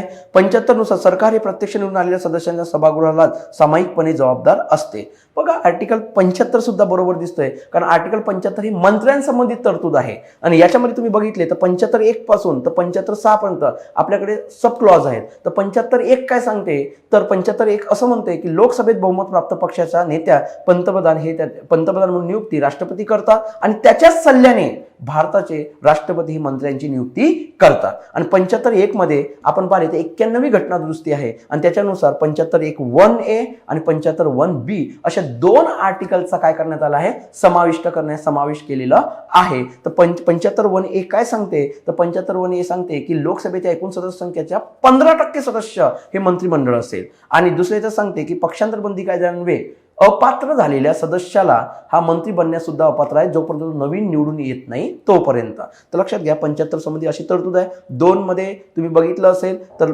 व्यक्तिगतरित्या मंत्री हे राष्ट्रपतीला जबाबदार असतात. 75(3) आपण बघितलं सामूहिकरित्या लोकसभेला जबाबदार असतात. 75(4) मध्ये आपण शपथेचं दिलेलं आहे जे राष्ट्रपती शपथ देतील परिशिष्ट नंबर 3च्या नमुन्यानुसार. 75(5) सांगितलेलं आहे की एखादी पंतप्रधान आणि मंत्री जर कोणत्याही सभागृहाचा सदस्य नसेल आणि तो मंत्री असेल तर त्याचे 6 महिन्याचा कार्यकाल पूर्ण झाल्यानंतर त्याचा मंत्रिमंडळाचा सुद्धा कार्यकाल संपला असं समजल्या जाईल. आणि शेवटी 75(6) काय सांगते? मंत्र्याचे वेतन भत्ते ठरवण्याचा अधिकार भारताच्या संसदेला आहे. त्यामुळे अ आणि ब हे 2 योग्य पर्याय आहे. क्वेश्चन नंबर 84 बघा राज्यांशी संबंधित आहे. कोणतं राज्य कोणत्या याच्यामध्ये निर्माण झाला? बघा 1963 साली नागालँड स्वतंत्र राज्य निर्माण झाला आसामपासून. म्हणजे अ ला 3 नंबर बरोबर आहे. ब ला 66 ला काय बघितलं? पंजाब हरियाणा राज्य निर्माण झाले. चंडीगड केंद्रशासित प्रदेश केला 66चा बरोबर आहे. 1970 ला बघा क नंबरला 1 बरोबर आहे. हिमाचल प्रदेश केंद्रशासित प्रदेशाचा राज्य देण्यात आला आणि 71 ला म्हणजे आपण 70 ला म्हणतो की केंद्रशासित प्रदेशाचा दर्जा देण्यात आणि 71 ला राज्याचा दर्जा देण्यात आला. नंतर बघा 1986 ला ड काय म्हणतो? मिझोराम राज्य निर्माण झालंय. म्हणजे तसेच मिझोराम बी केलं आणि अरुणाचल प्रदेश पण केला. तर म्हणजे याचा योग्य 84चा योग्य उत्तर आहे 3. नंतर आहे क्वेश्चन नंबर जर आपण विचार केलं 85चा काय म्हणते? बरोबर कोणतं आहे ते ओळखायचं आहे. अ आणि ब हे स्टेटमेंट दिले. तर बघा तुम्ही दोन्ही स्टेटमेंट हे एकदम सोपी आहे. ती दोन्ही स्टेटमेंट हे एकदम योग्य स्टेटमेंट आहे. तर ठीक आहे म्हणजे 85चा योग्य विधान आहे 1. नंतर आहे 86 जोड्या लाव आहे. कोणत्या घटक राज्यांमध्ये एक पंचायत राज संस्था ग्रामीण संरक्षण त्याच्यामधला मधला स्तर आहे पंचायत समिती त्याला कोणत्या राज्यात काय म्हणतात या संबंधित ती जोड्या लाव आहे. तर याचं तुम्हाला माहिती आहे योग्य उत्तर हा 4 नंबर आहे. नंतर बघा 87 ग्राम न्यायालयासर्व खालील विधान बिनचूक नाही म्हणजे तेच आपण म्हणतोय चुकीचं काय आहे? तर ग्राम न्यायालयांना फक्त दिवाणी न्यायालयाचे अधिकार असतात. येस, बिनचूक नाही म्हणजे चुकीचं नाही असं ओळखायचं आहे. तर लक्षात घ्या, ग्राम न्यायालयांना फक्त दिवाणी, यस. तर बघा आपण तिन्ही पर्यायाचा विचार केला तर योग्य उत्तर आहे ते फक्त अ. ठीक आहे. नंतर बघा 88वा क्वेश्चन नंबर 88, घटना समितीबाबतची खालील विधाने विचारात घ्या व योग्य पर्याय निवडा. ते HVI अयंगार हे घटना समितीचे सचिव होते. यस, स्टेटमेंट बरोबर आहे, सचिव होते ते. घटना समितीचे SN मुखर्जी मसुदा बनवण्याचे प्रमुख होते. मसुदा बनवण्याचे म्हणतात, हा बरोबर आहे ते पण स्टेटमेंट. मूळ भारतीय घटना ही प्रेम बिहारी नारायण यांच्या हस्ताक्षरात आहे. यस, ही सुद्धा स्टेटमेंट बरोबर आहे. म्हणजे 88चा योग्य पर्याय हे पर्याय नंबर 4 हा योग्य आहे. 89वा क्वेश्चन बघू. टीकेच्या स्वरूपात खालील विधाने कुणाची आहेत ते बघायचे. पश्चिमेचे गुलामी अनुकरण पाहून त्याहून पश्चिमेला गुलामी शरणागती ही स्टेटमेंट कोणाची आहे तर लोकनाथ मिश्र यांची आहे. 89चा क्वेश्चनचा योग्य उत्तर आहे 2. प्रश्न नंबर 90 काय म्हणते, खालील विधाने योग्य विधाने ओळखा आहे. तर बघा योग्य विधाने ओळखायचं आहे. तर बघा खालील भारतीय घटना लवचिक आहे पण टाटर नाही. बघा लवचिक पण दिसते आणि टाटर पण दिसते. म्हणजे मूळ ढाच्याला आपल्याला बदल करता येत नाही पण घटना बदलत्यानुसार बदल पण करता येतो. ब, भारतीय न्यायव्यवस्था स्वतंत्र आहे पण एकात्मक नाही. तर आपली एकात्मक आहे, इंटिग्रेटेड आहे आपली व्यवस्था. तर ब हा सुद्धा चुकीचा आहे. भारतीय घटना टाटर आहे पण लवचिक नाही. बरोबर आहे, ही स्टेटमेंट चुकीची आहे एकदम. नंतर बघा ड, भारतीय न्यायव्यवस्था स्वतंत्र आहे व एकात्मिक सुद्धा आहे. तर ही ड योग्य उत्तर आहे. म्हणजे फक्त ड चा योग्य येणार. क्वेश्चन नंबर 91 बघू. खालील विधाने बरोबर कोणती आहे ते ओळखा. तर बघा आपण जर बघितलं तर हे सुद्धा घटना समितीशी संबंधित विधाने आहे. तर घटना समितीशी संबंधित असलेले हा विधाने जे आहे ते हे सगळे विधानं तुम्ही बघितले तर सगळे विधाने योग्य आहेत. वरीलपैकी सर्व योग्य. नंतर आहे 92, 15 ऑगस्ट 1947ला भारत स्वतंत्र झाला त्या दिवशी आपल्या स्वतंत्र भारताचा पहिला कॅबिनेट होता. त्या संबंधित ही मंत्रिमंडळाची जोडी दिलेली आहे. कोणत्या मंत्र्याला कोणतं मंत्रिपद होतं तर बघा डॉक्टर जॉन मथाई यांच्याकडे कोणतं मंत्री होतं तर रेल्वे आणि वाहतूक. तर बरोबर आहे. नंतर बघा डॉक्टर जगजीवन राम यांच्याकडे कोणतं तर लेबर मिनिस्ट्री. नंतर रफी अहमद किडवाई यांच्याकडे कोणतं संचार मिनिस्ट्री. आणि डॉक्टर श्यामाप्रसाद मुखर्जी यांच्याकडे कोणतं होतं तर उद्योग आणि पुरवठा मंत्री. ठीक आहे. म्हणजे श्यामाप्रसाद मुखर्जी हिंदू महासभेशी संबंधित होते तर त्यामुळे उद्योग म्हणजे ते सुद्धा मंत्री होते. त्यांचा पर्याय बरोबर म्हणजे 82चा योग्य पर्याय आहे पर्याय नंबर 2. नंतर प्रश्न नंबर 93, भारत सरकार कायदा 1919 बाबत खालील विधाने विचारात घ्या. तर बघा याच्यामध्ये योग्य विधान जर काय आहे 93चा म्हणजे 1919चा कायद्या संबंधित आहे तर योग्य विधान आहे 3 अ ब क बरोबर पण ड चुकीचा आहे. केंद्रीय अर्थसंकल्प समाविष्ट करण्यात आले तर नाही. ठीक आहे, प्रांतांचा समावेश केलेला नाही. नंतर बघा 94, क्वेश्चन नंबर 94चा बरोबर उत्तर ओळखायचा आहे. तर याचा योग्य उत्तर पहिला तर चुकीचा आहे पण ब हा योग्य आहे. त्यामुळे 94चा योग्य उत्तर पर्याय नंबर 2 हा योग्य येणार. ठीक आहे. नंतर प्रश्न नंबर 95 बघू. प्रश्न नंबर 95चा जर आपण चर्चा केली तर ह्या समित्यांशी संबंधित आहे घटना समितीच्या. तर त्यानुसार 95चा योग्य उत्तर आहे 4. 95चा योग्य उत्तर 4. ठीक आहे. नंतर आपण क्वेश्चन नंबर 96 बघू. संस्थानिकांच्या प्रतिनिधींच्या संविधान सभेतील प्रवेशाबाबत खालील विधाने अभ्यासा. तर बघा या संबंधित 28 एप्रिल 1947 रोजी 5 संस्थानिकांच्या प्रतिनिधींनी संविधान सभेत प्रवेश केलेला होता. तशी काय बरोबर आहे. हा जो काही दिवस होता या दिवशी आपल्या घटना समितीचा 3रा अधिवेशन चालू होता आणि या 3ऱ्या अधिवेशनामध्ये जर आपण बघितलं तर जोधपूर, बडोदा, बिकानेर, जयपूर, जोधपूर या संस्थानिकांच्या प्रतिनिधींनी आपला सहभाग घेतलेला होता. नंतर कॅबिनेट मिशन जाहीर झाल्यानंतर उर्वरित संस्थानिकांच्या प्रतिनिधींनी प्रवेश केला. जाहीर झाल्यानंतर कारण त्याच्या आधी तर कोणी आलेले नव्हते म्हणजे ही सुद्धा स्टेटमेंट बरोबर आहे. परंतु भारतीय प्रदेशातील मुस्लिम लीगच्या प्रतिनिधींनी प्रवेश केलेला नव्हता. तर सुरुवातीला मुस्लिम लीगच्या प्रतिनिधींनी प्रवेश केलेला नव्हता. म्हणजे पर्याय नंबर 4 हा सगळेच योग्य आहे. नंतर क्वेश्चन नंबर 97 बघू. सार्वभौम या शब्दाचा अर्थ खालील प्रकारे कोणता आहे. तर सार्वभौम जे काय आहे तर सगळ्यात महत्त्वाचं सार्वभौम म्हणजे काय अंतर्गत आणि बाह्य यामध्ये कोणत्याही याचा हस्तक्षेप न करता आपली व्यवस्था आपला कारभार करू शकते त्याला म्हणतात सार्वभौम. तर लक्षात घ्या त्यामध्ये कोणत्याही बाह्य शक्तीचा त्याच्यामध्ये हस्तक्षेप नसतो. तर पर्याय 1 हा बरोबर आहे. ब सुद्धा पर्याय बरोबर आहे आणि क सुद्धा बरोबर आहे. कारण जर आपण बघितलं तर बेरुबारी जो खटला होता या बेरुबारी खटल्यामध्ये सार्वभौम या शब्दाचा व्यापक अर्थ लावण्यात आला, व्याप्ती वाढवण्यात आली आणि त्याच्यानुसार सांगितलं की आम्ही सार्वभौम देश असल्यामुळे एखाद्या देशाचा नवीन प्रदेश घेऊ शकतो आणि आपला सुद्धा प्रदेश दुसऱ्यांना देऊ शकतो. त्यामुळे अ ब क हे पर्याय नंबर 4 सगळे प्रश्न पर्याय योग्य आहे. नंतर क्वेश्चन नंबर 98, खालील विधाने विचारात घ्या. खालील विधाने विचारात घ्यामध्ये आपल्या फंडामेंटल राईट्सशी संबंधित आहे. भारतीय घटनेच्या भाग 3ला भारताचा मॅग्ना कार्टा म्हणतात, बरोबर आहे. मॅग्ना कार्टा म्हणजे तेच इंग्लंडशी संबंधित उमरावांशी संबंधित होता, तेही बरोबर आहे. संधीशी संबंधित. नंतर 98 क बघा, भारताच्या कायद्याच्या सरकारऐवजी व्यक्तीचे सरकार स्थापन करणे हे मूलभूत हक्कांचे वैशिष्ट्य आहे. तर व्यक्तीचे सरकार नाही तर कायद्याचे सरकार, रूल ऑफ लॉ असते भारतामध्ये, ते महत्वाचं आहे. म्हणजे अ आणि ब बरोबर आहे, क चुकीचं आहे. म्हणजे 98ला योग्य पर्याय आहे पर्याय नंबर 3. नंतर 99चा क्वेश्चन बघा. 99 क्वेश्चन नंबर, भारतरत्न, पद्मविभूषण, पद्मभूषण अशा राष्ट्रीय पारितोषिक घटनादृष्ट्या वैध असा निर्णय सर्वोच्च न्यायालयाने कोणत्या खटल्यात दिला? तर 1996च्या बालाजी राघवन या खटल्यामध्ये दिलेला आहे. म्हणजे 99चा योग्य उत्तर 1 आहे. नंतर प्रश्न नंबर 100वा शेवटचा प्रश्न बघू आपण. विधानांची सत्यता तपासा, खालीलपैकी कोणते विधान निश्चित बरोबर आहे ते ओळखा. तर बघा, अ आणि ब विचारलेला आहे. के.टी. शहा यांनी धर्मनिरपेक्ष समाजाचे दोन्ही विशेषणे भारतीय संघाला लावावीत असे सुचवले होते. तर यास ही स्टेटमेंट बरोबर आहे.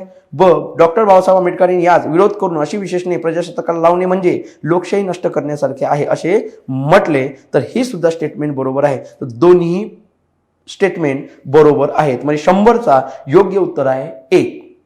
तर अशा प्रकारे मित्रांनो आपण 1 पासून 100 प्रश्नाचे विश्लेषण केलेले आहे. धन्यवाद.